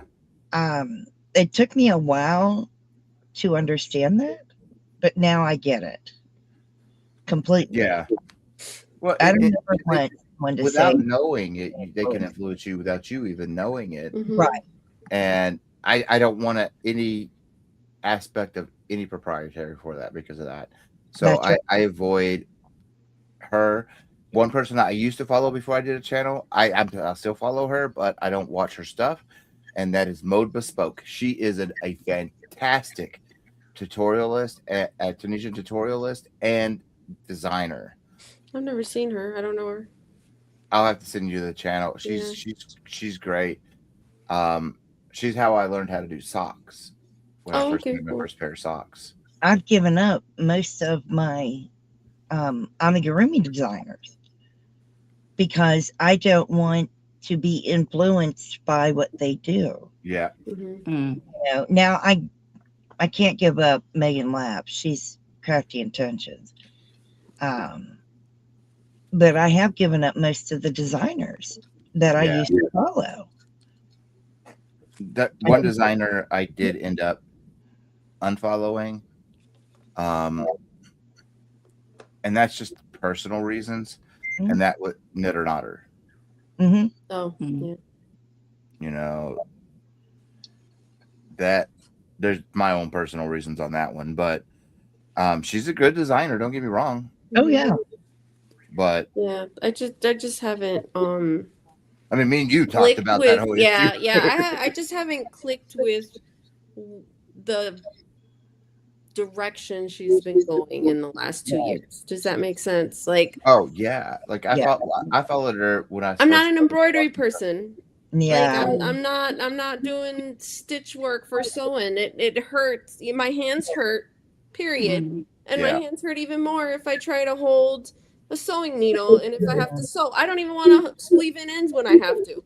I have projects sitting there that are unfinished because I haven't woven in ends, which all I need to do is weave in the ends for the squares, block the squares, join them, and send the blanket off to New York for a present. And it's been sitting there for 2 years.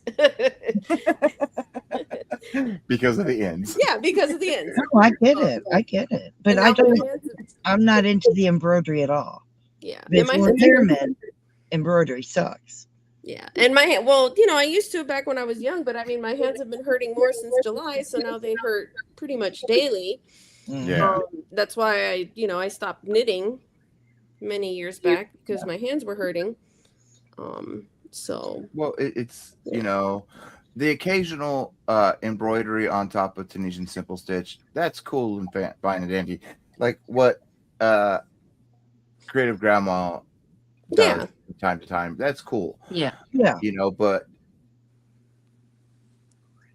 making your whole design aspect that. Right. Mhm. Yeah. Yeah. It's And not I mean, my cup of tea. yeah, and that, and if she loves it and that's the direction she's going, then good for her. But that's not my direction. And Yeah. that's not something I want to Don't get me wrong. What she's make. doing That's is not something I want to learn. That's not something I want to do. That's not something. It's beautiful. It is. Yeah, it's very pretty. It's pretty. I mean, so are doilies and tablecloths. Yeah. I'm not a doily person. I don't mind doing doilies. I will never make another tablecloth. I have done that a long time ago. Won't do it again. That's painstaking. It's just not where. And the crochet thread and the really thin yarn hurts my hands too. So I'll never make another king size blanket again. I said that when I made the puppy blanket that bag of days old. What did I do this past Christmas? Make a damn king size blanket again. I still won't be doing a thread tablecloth. Sorry. No. But I get it. Yeah. Some things are just not my thing. Yeah. But there are some videos I run in the background, even if I'm not watching them. And see, and like I try to do with my stuff is show you the stitch and show you a possibility. I love that. This is what you can do with this if you did this. Now, step outside the box and think of what you can do with it. Right. You know, and because like what I'm using right now, yeah, I'm turning into a blanket, but it could be used in multiple freaking aspects. Oh, yes. It's up to you, you know. Same with anything I do. Everything's adjustable for you. Oh, I agree. Because I mean, you're making a blanket that could be sweater panels. Yeah, it could be a shawl. This is just a 2+2 repeat. That's all it is. Yeah, it's simple. I mean, just to switch it up and make it into a sweater. I think it's awesome. Well, I take that back. It's a 2+2 stitch repeat, 3-row repeat. There we go. There you go. But it's just to show you a possibility is all what I'm trying to do.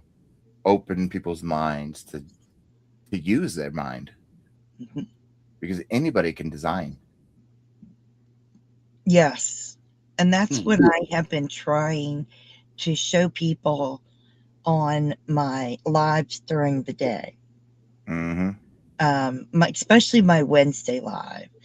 I'm showing them the design process, and I'm going through the whole thing from conception through writing the pattern of a pot of gold for St. Patrick's Day. Yeah.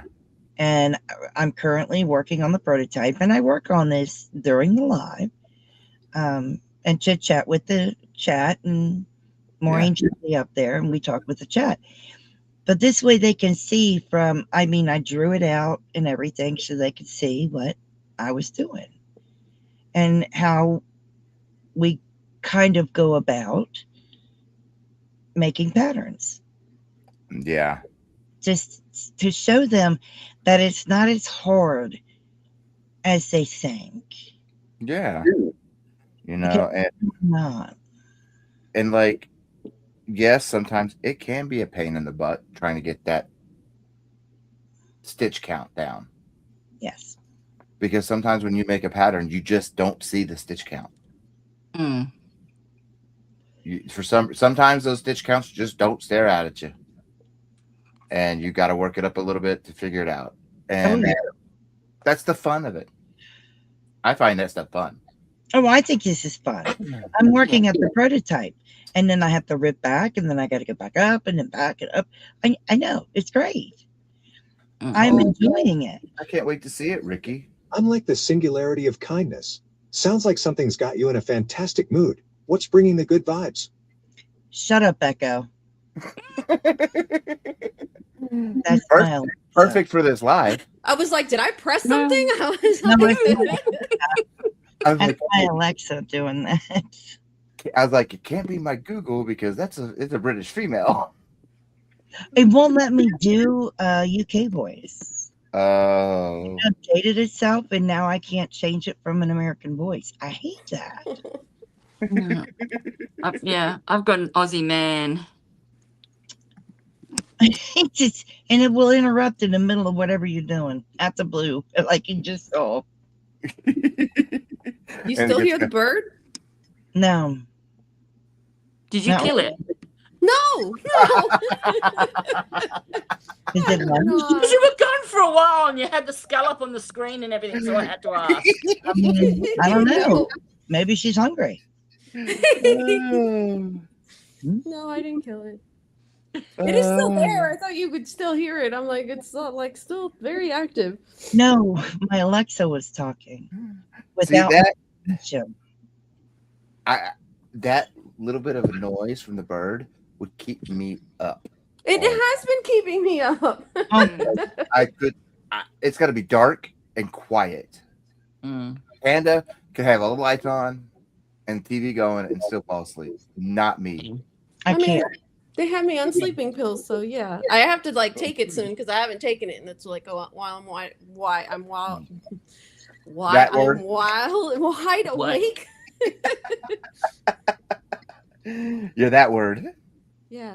I think this is medication, but I wear an eye mask that has speakers built in it, and I listen to white noise. Yeah. The only noise I can have is our fan. We have a ceiling fan and then we have a box fan just because we got so used to having that white noise from the fan. Without it, I can't sleep. And anything more than that, I can't sleep.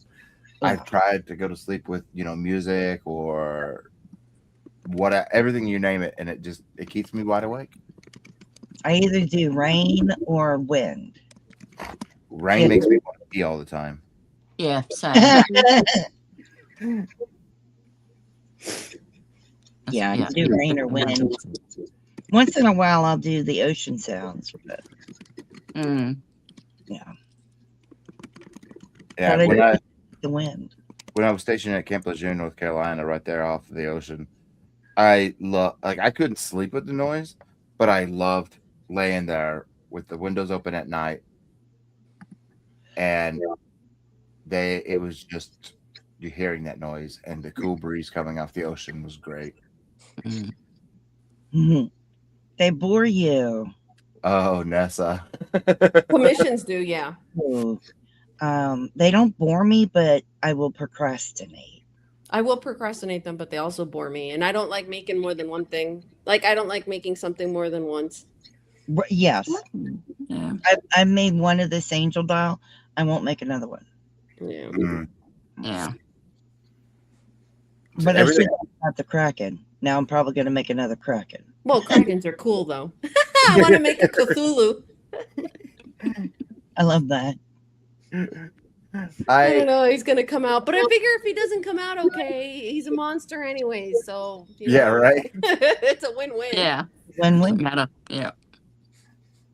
I make everything once most of the time. If I have to make it twice, I'm not a happy person. Right. That's the thing. But I have to make my Ireland again because I want to put it into the fair. Which will be cool.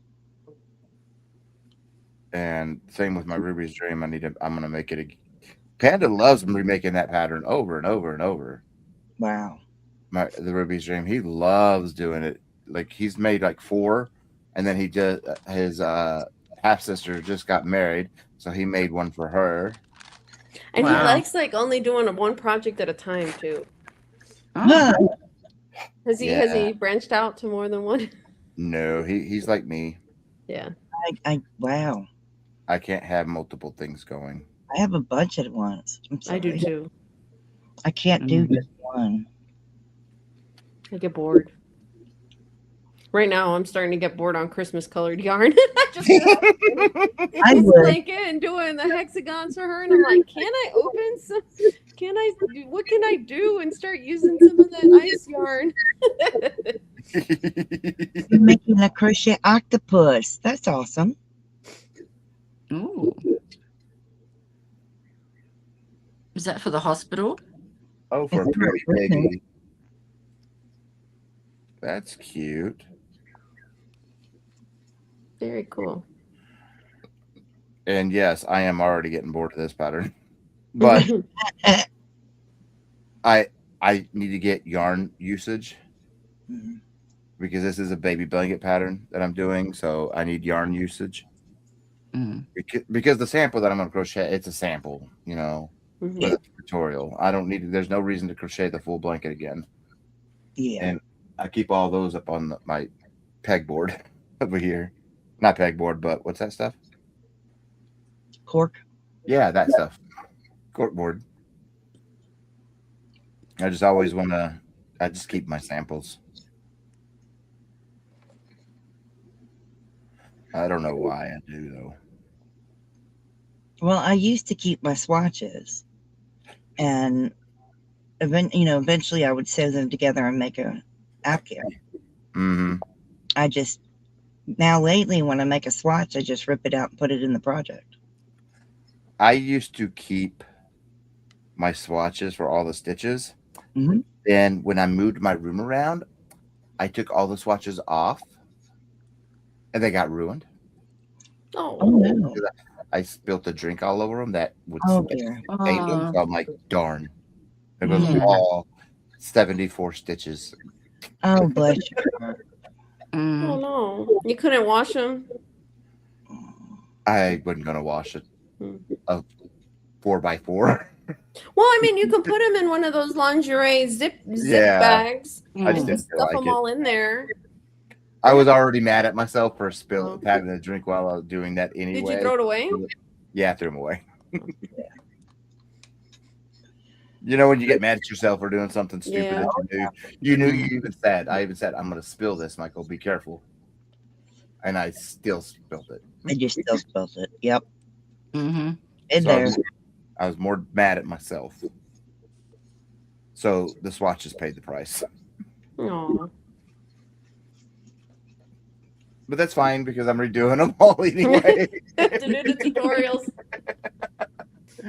Well, like I said, because I learned a lot since then, especially filming angles. Oh yeah. I was just filming above, like you could tell what I was doing. I look at those now and I was like, oh my gosh, what was I thinking? You were learning. Yeah.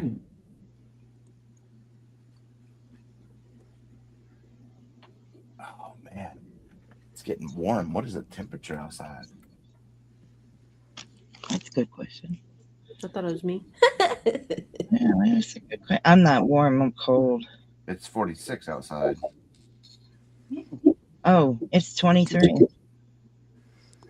I know the heater's off because I turned that thing off. No, it's 23 here. Yuck. I'm just probably going through menopause. It's 61 here. Menopause. Menopause.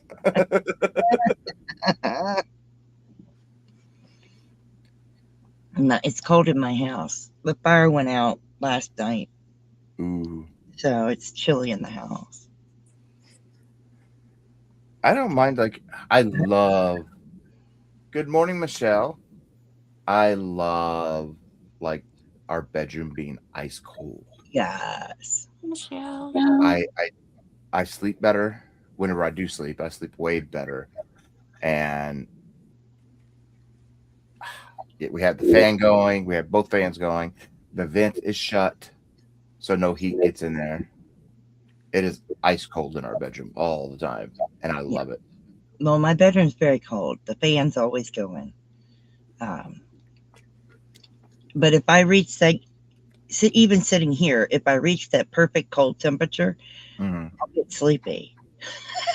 You reach that perfect coldness, and all Oh of a sudden, yeah. like, oh, I'm tired. But I won't reach that. I got a heating pad on my feet. Mhm. I'm like, nope, not going to fall asleep sitting here. Hi, Sarah. And Rita, that is chilly. Yeah. Mhm. With And like she's hot. She's got the window open. Bless you. good morning, Sarah. Like you would expect, because I have the heating blanket and another blanket on my legs, that it'd be my legs that'd be hot. No, it's my upper body. And I'm like, I had to take off my hoodie because I just got too hot. Oh, no, I've got 2 sweaters on. And One, if 2, see? 2 sweaters. Yep, 2 sweaters, heating pad on top of my feet, and blanket on my lap. I did have 2 blankets on my lap, but I took one off. So, yeah, I have my heated blanket and then a panda blanket. Panda made me, mhm. but and then I have 2 pairs of socks on and sweats.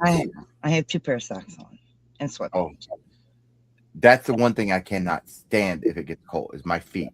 If they get cold, I am angry and miserable. Yes, that's why I have 2 pair of socks on. If I get I have, cold feet, oh, I have a pair of normal ankle socks, and then I have the workman boot socks, the thick socks. I call them my winter socks, but they should just be called my house socks because I wear them all the time. regular ankle socks and thick wool socks on the outside. Oh, and I'm wearing a compression sock on my left leg. I don't have that on, but I needed it to keep my feet warm. Mm-hmm. Rocking a tank top and sweats because it's laundry day. Awesome. Hey, man, I can't. For us, it's the up and down temperatures, which is just really hurting a lot of people. It It will is. be cold one day and then hot the next, and then cold, and it's just ugh. Well, we were 60 just a couple days ago. We were 70 yesterday. We're going to be 50 today. I mean, it's ridiculous. It's like the weather doesn't know what it's doing.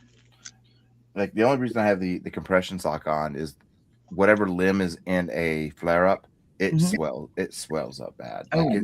It's going through all the symptoms of an injury or whatever. So compression sock always comes on. Hi, Rose. Hi, Rose. Yeah, you need something. That would drive me nuts. Mm-hmm. Definitely. But, like I do wish I didn't have this issue, but then again, I look at it on the positive side. Without this issue, I wouldn't have been able to create some of the blanket patterns that I've created. Yeah. I wouldn't have been motivated to take a crochet shirt and turn it into Tunisian. True. There's a lot I wouldn't have been motivated to do, where with this condition, I do that to keep myself off of it, out of my mind. Yeah. So it kind of helped. I hate to say it, it's helped me. Well, crochet does help. It's great therapy. Oh my gosh. I'm glad that Panda has picked it up big time. Oh, yeah. He would occasionally, like when I first started, I mean, he didn't know jack about Tunisian crochet until about 5 years ago when I finally taught him, or 6 years ago, and I just taught him the simple stitch, and he made everything under the sun in simple stitch. I think it's awesome that he's picked it up. And then I started teaching him other stitches, and then whenever I started putting out all these other stitches on channel, he was getting confused. And so I was like, okay, here's what we're going to do. You need to learn the simple stitch. You know that stitch. Now let's move on to a second stitch. Taught him the knit stitch. He got it down. Taught him the reverse stitch. He got it down. Then I taught him the purl. Mm-hmm. He got it down. And I was like, then I taught him the full stitch. And he got it down. I was like, now what you're going to do is you're going to take your simple stitch,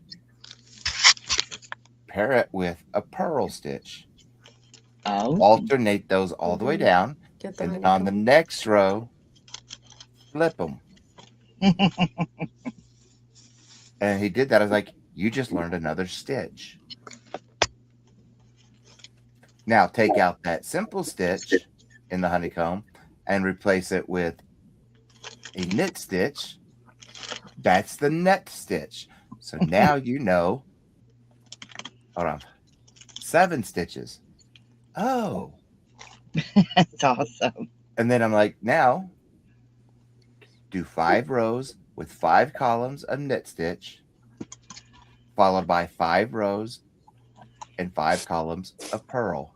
Alternate those. You just learned the basket weave. And he's like, oh my gosh, it really is that simple? I'm like, yes, you learn those base 5, all the others come easy. Mm-hmm.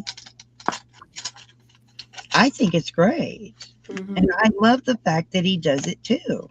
Mm-hmm. That is just wonderful. There's one stitch he can't get down. Uh-oh. The smock stitch. Well, you just have to work with it. Yeah, we're gonna be going through that. he's like, I can't get it. I don't understand your video. Okay, well, I'm gonna be redoing the video. Hopefully that. I don't.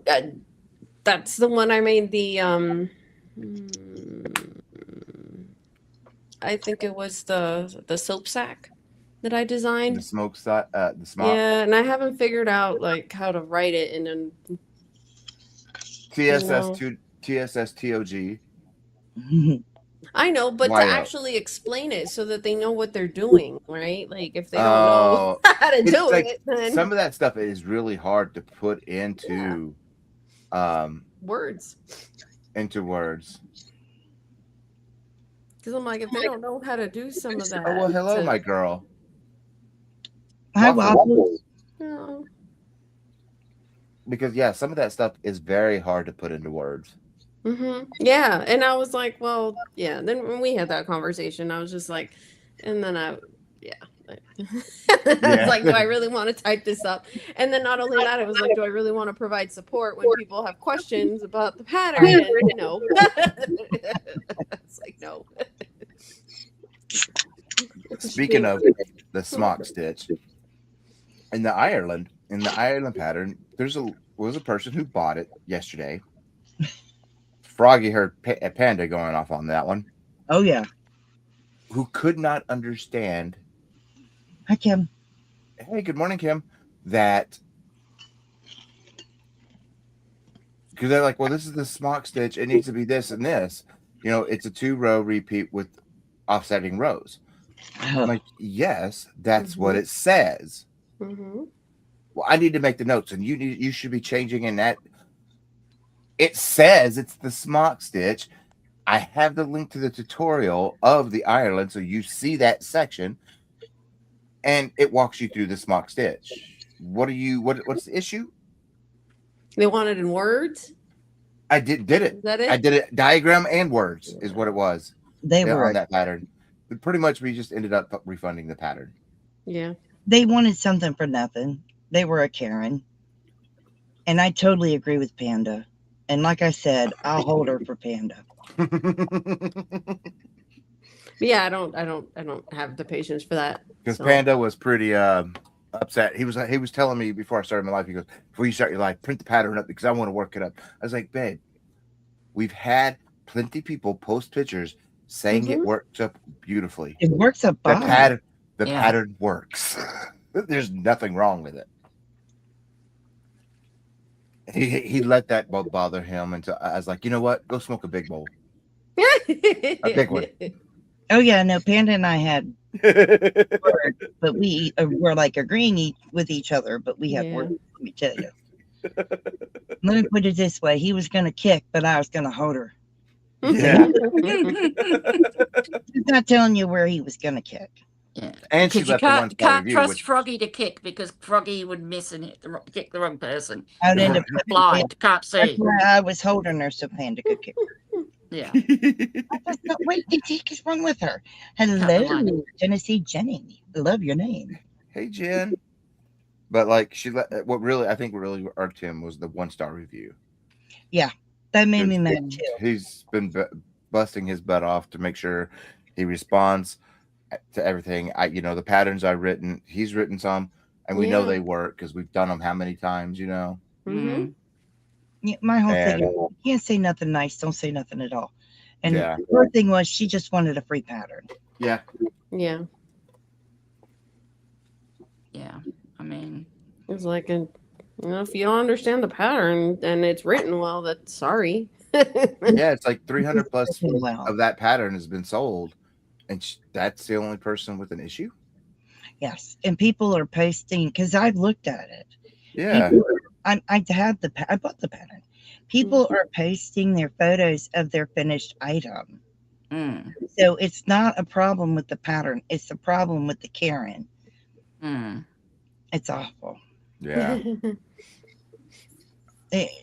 It's ridiculous to do that. They just wanted to make a problem. I mean, that was one of the few patterns we actually used Stitch Fiddle to graph with. All right. Yeah. Anytime, ever you since use- now, I'd use Adobe Illustrator to do it now. Oh, okay. Crochet graph is pretty good for beginners with that. Yeah. Well, I tried to get more symbols and correct some of the symbols in Yeah. the Tunisian because some of those are wrong for what they have them listed for. Yeah. Yeah. And I was pretty much told I don't know what I'm talking about. Oh. They got those symbols from Kim Guzman. Good God. That's what I said. Tunisian. Huh? Oh dear. Yeah. Hi, Don't worry. Ian. Hey Hi, again, Ian. Ian. Yeah, like he was just telling me I don't know what I'm talking about. Those symbols came from Kim Guzman, and she's invented stitches, which she hasn't. I love calling her out. I have started some stuff on What stitch Facebook did she groups. supposedly invent? A lot. What? Crochet? Oh my God, she thinks she invented the cross stitch. The Tunisian cross stitch. She thinks she invented the lattice stitch. And I come out with like, she said a lot. And I'm like, really? Because I don't see you around in 1942 when this was first mentioned. I was going to say she wasn't around because, quite frankly, I've heard a bunch of these stitches when I was younger. And I don't remember her being around back then. I just don't like somebody saying that they invented when I like have proof that you didn't. And I've sent her proof, and she said in the Tunisian subreddit that I don't know what I'm talking about. I was like, I sent you proof that you didn't do that. It's not my fault that it went to your spam folder and you didn't look at it. If you did, great. But I'll give you kudos. But you didn't. I wasn't trying to, I didn't call her out in public like she tried calling me out. Oh, that's ridiculous. Well, I was warned about her. A lot of Tunisian designers have warned about her. So, and I don't like talking negative about people. She's a great designer. Don't get me wrong. When she designs clothing items, her measurements, her math is like easy math that works. You don't have to do complicated stuff for it. Mm-hmm. So she's great. It's just that other aspect of it. Mm-hmm. Mm-hmm. Yeah, you can't claim stitches that were written years ago. No. Even if it's out of copyright, you still can't claim you wrote them. Yep. And yeah. That's like with my what is that knotted ridge pattern. Like I love that one because it involves a stitch that hasn't been seen since like the 1890s, the Afghan knot. And I was just thinking here, and I wanted something different. If I include the Afghan knot, it's more original than not. And I played around, and that boom, there it was. I'm like, holy crap, I like it. But there's a lot of other great Tunisian designers out there. Oh my gosh, there's one. I'm trying to think of her name. I have came across her Etsy by accident when I was exploring Star Trek stuff. Uh-huh. I can't think There's of her one that name, has but- some nice stuff, but I can't remember her name either. I think I said your name. A lot of them I can't. I don't remember their names. I don't remember their names. But it's like, I want to look at your stuff, but I don't want to be influenced. Exactly.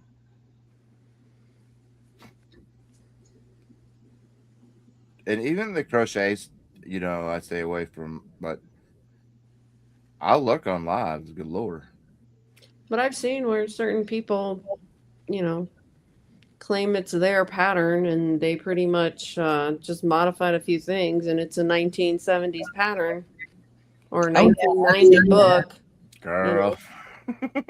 Oh, I have seen that. I've seen where they've taken that pattern from the 70s, late 60s, 70s, almost early 80s, and did the pattern, a tutorial, and said it was their pattern. Yep. Seen that a few times too. And it is, I mean, they did it with a mile a minute, and I'm like, you could have at least used prettier colors, like you could have at least made it look nice. Well, you could at least be a stand-up person and say you got it from this issue of this magazine. I don't mean to say that it was right. No, you shouldn't be. Yeah. Period. But at least update the colors. Yeah, at least colors. But don't do the plagiarism. Don't steal other people's stuff, even if it's old. Yeah, 90s isn't that old, but yeah, that's happening a lot on Etsy too. Yeah, big time. Really sad. Yeah, it's not just coming from YouTube, and it's blatant. I had 2 shops closed down because they were trying to resell my Ireland. It's like, no. I know that's mine. I know that's original. It took me 2 weeks to figure out a cool stitch pattern I liked. Throwing stuff together and inventing one stitch, the twist stitch, which is the 2 and then twisting 2 and then put it back through 2. I will show you, Ian.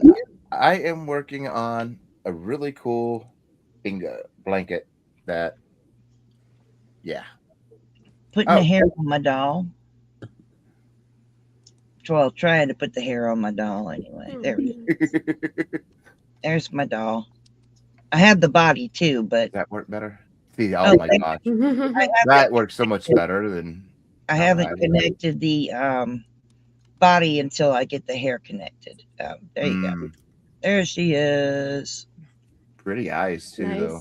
Oh, thank you. I love the way the head is joined to the body. I love that design. It's a great idea. Oh, it's there, and yeah. I'm ready to put it on backwards. Yeah, that's how it goes on. It goes. Okay. That's to sew it on, but that's how it goes on. That's kind of cool. Goes like that. Yeah, cool. I like that. Cool. Necks are hard. Yeah, and that makes it sort of more sturdy, I think. More sturdy. Yeah. It does. It's much more sturdy that way. She's my angel. And I could spin her around like the Exorcist. This is just one wing, Ian. Oh, come on. There we go. Oh, you didn't have to do that. That's just one wing, Ian. I've made her 2. This gets sewn to the back of the dress. Yeah. Oh, that's cool. So, that was done with gold thread. Ooh. Yeah. The bird's quiet. Sorry. Like What have you done to that poor bird? nothing. I can't even open that window. Oh, thank you. I just have to ask, did she kill it? No, I didn't kill it. I wouldn't kill the birdie. Free. Oh, Ian, you can get that yarn. It's a thread with sequins in it. Oh yeah, Hobby. Mm. That's exactly where it's from Hobby Lobby. Yeah, I got some the last time I ever went there. Mm-hmm. But no. Yeah, I did get there. I did. That's what it is. Welcome back, Scrimshaw. Welcome. I'm Yeah, I like, think I'm probably gonna log off and go to bed soon. I did take my medication, so if I start, Start it's nodding not off. you, it's me, huh? Start nodding it off.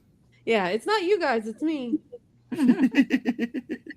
Well, it's 4 o'clock there, and Yeah. wow. you've already had a busy day. Well, today wasn't so busy, but we did have like company come over, so And you're gonna be up I had early. to socialize, and I'm not used to so much socialization. Yeah. I got you the yarn so you can see it. How did that happen? Because But yesterday, the whole being at the hair salon for half a day was like exhausting. I came back and like slept like 3 or 4 hours. So I was like, so I used that, which is a real thin DMC thread that's gold.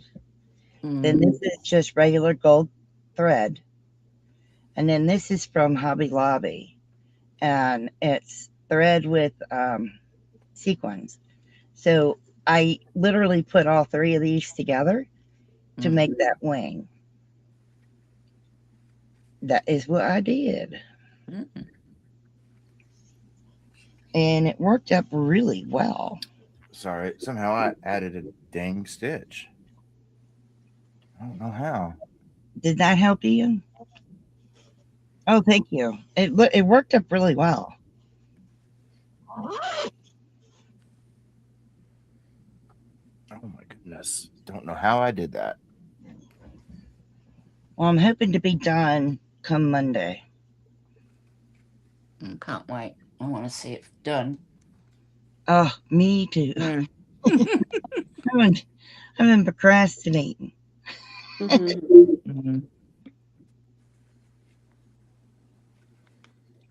Yeah, been procrastinating bad. But it's all good. I see. But I'm more in a hurry to get her done because I want to make a raven.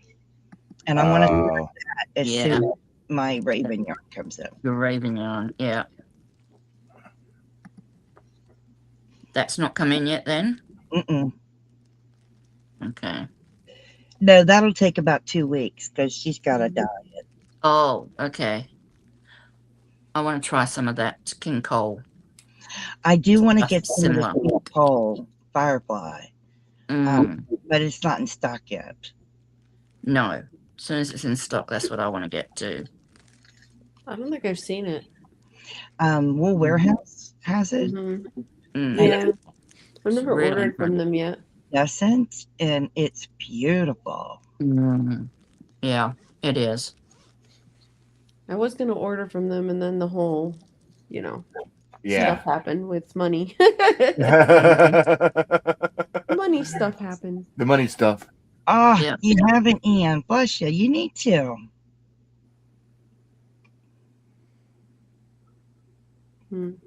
See, yeah, I've never owned, or not owned. Yeah, I've never purchased from them either. It'll be a win-win-win-win-win, hon.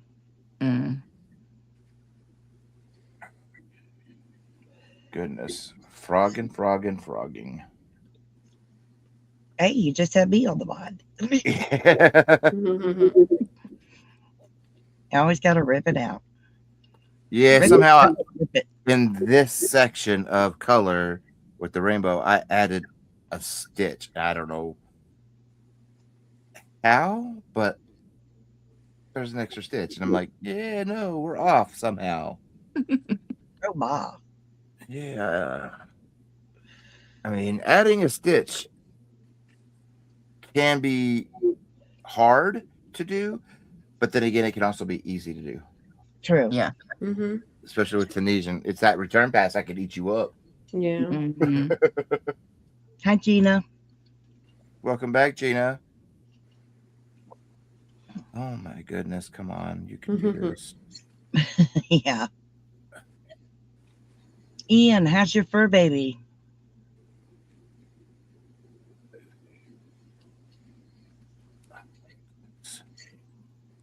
There we go. I should do it. Mine are misbehaving, but what else is new? Yeah. I Yours did and a mine video both, call with usually. mine today. Huh? What'd you say? I just said yours and mine both. Mine are usually misbehaving too, but they've been good today so far. Oh, truly an angel. I did a video call with mine. Oh. Yeah, he has a lot of separation anxiety, so if he doesn't hear from me like video call every day or every like 2 or 3 days, then he may start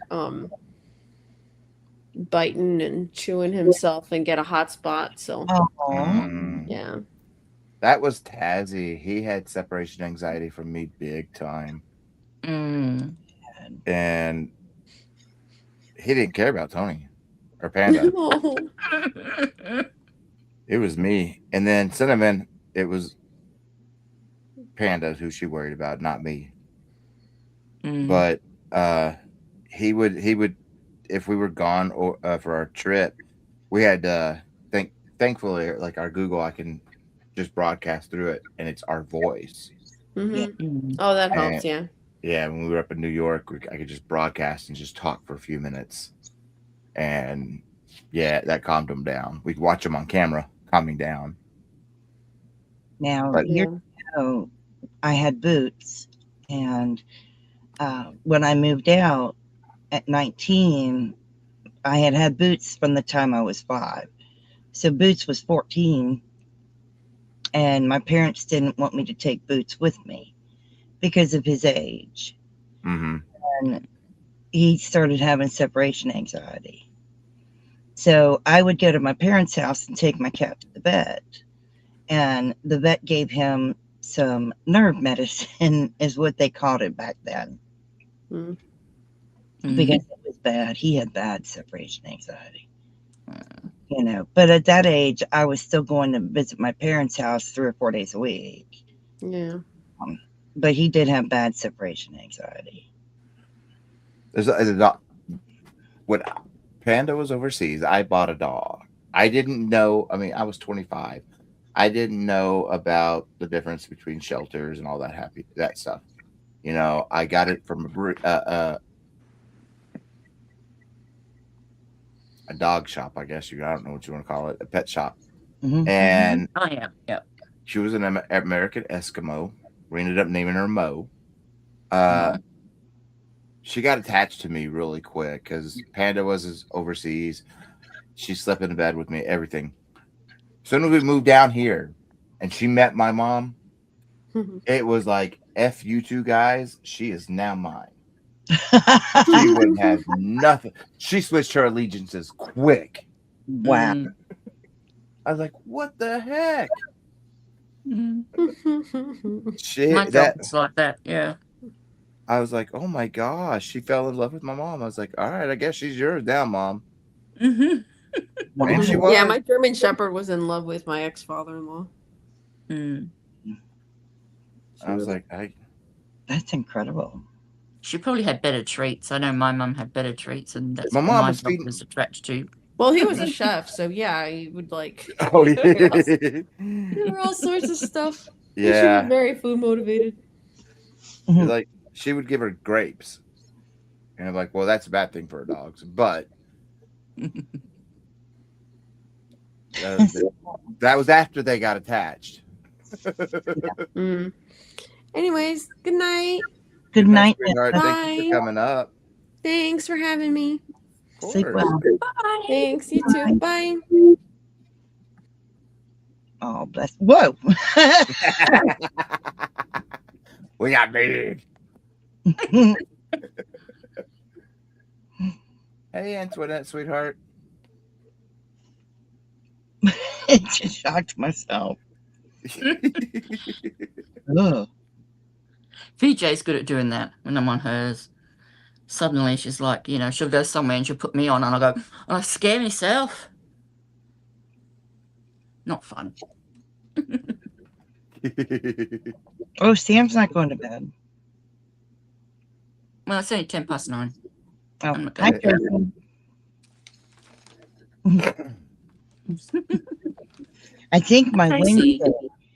Wednesday's been coming in here and trying to write her manifesto on my computer. Well, Hi, Hey, Lisa. yeah, she's come in here, and I don't know how she did it, but she opened Microsoft Word and then typed gibberish on it. Still can't figure out how she opened Microsoft Word. It's not gibberish, it's code. Yeah, it's code. It's code for She's a spy. kill the woman. I'm like, what?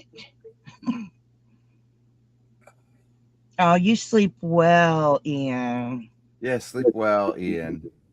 Thank you for coming. Sleep well, sweetie. Yeah, it is cat code.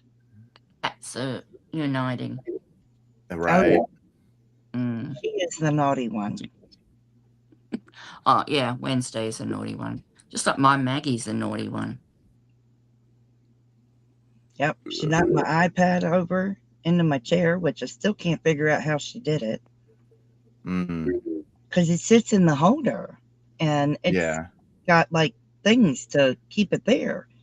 And the holder's heavy, but she flipped it into my chair. Weird. That is very. Can't figure it out. And she's sitting in the hallway judging me. That's what cats do when they stare at you. They judge you. Oh yeah. And Like I wish we could have a cat, Mhm. but with Panda's allergy being as bad as it is, I would love to have a cat. Oh, I understand that. I know because we've talked about, you know, since them two passed this last year. Yeah. We're like, you know, we're not going to get any animals for a while. Yeah. Losing both of them. That's hard. What, 6 months apart? Yeah. So it was like, yeah, we need a break on our hearts. Yes, you do. Yeah. I mean, both of them couldn't be helped. One was just old age. I mean, she was 16 for Christ's sake. Wow. Yeah. Yeah, she hung on to the end, and then he just kept having stroke after stroke after stroke. Wow. Yeah. Well, cats aren't everybody's cup of tea, Lisa. No. I didn't have a choice. Yeah. I wanted a dog, but my husband didn't want me trying to walk a dog outside. Oh, yeah. And he's too afraid I'm going to fall. So, yeah.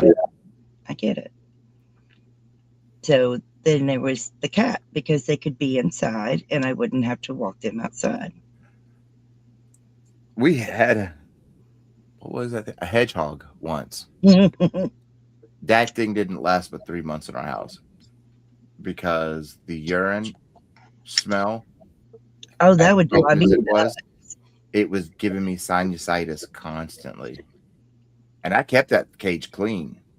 And the smell of the urine was really destroying my sinuses. So I'm like, because we got it from a friend who was moving to strong ammonia, Egypt. was it? Huh? And strong ammonia smell. Oh yes, but nobody else could smell it but me. Really? Nobody else could smell it but me, and I'm like, no. So yeah, I was like, yep, it's got to go. It's hurting my sinuses constantly, and because it was a friend of ours. She was moving. She left the prison system. She was a correction officer, and to go teach English in Egypt. Mm-hmm. So of course she can't take her hedgehog. No. So I was like, "Oh, we can take Sid." That was his name. 3 months later, I called. I was like, "Look, I smell this smell, and it is hurting my sinuses. Nobody else can smell it. I'm constantly in a sinus attack. We have to find a home for it. I don't want you to be mad." And we found a kid. I mean, even that was in 2013. Yeah. The hedgehog, as of last year, was alive still. Wow. Oh, wow. Yeah. What is their life expectancy then? I would have thought they would have lived short term. In the wild, probably. I don't know what their life expectancy is, but Yeah, I have no idea. Well, Ricky, you have to have their scent glands removed. My aunt used to have ferrets. Yeah. And when they don't have a scent gland, they're fine. I still smell it with the scent gland. My brother-in-law, Panda's brother, they had ferrets. I could still smell it. Really? Wow. Yeah.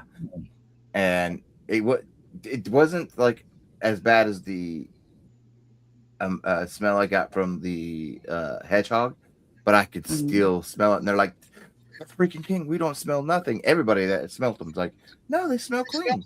They just took a bath." Yada yada yada. I smell it. Wow. I'm also the type, like, if I'm gone for a day or whatever, Panda has a friend over, and for not even 10 minutes, and they leave, I can come in the next day and I can tell who was here by their smell. And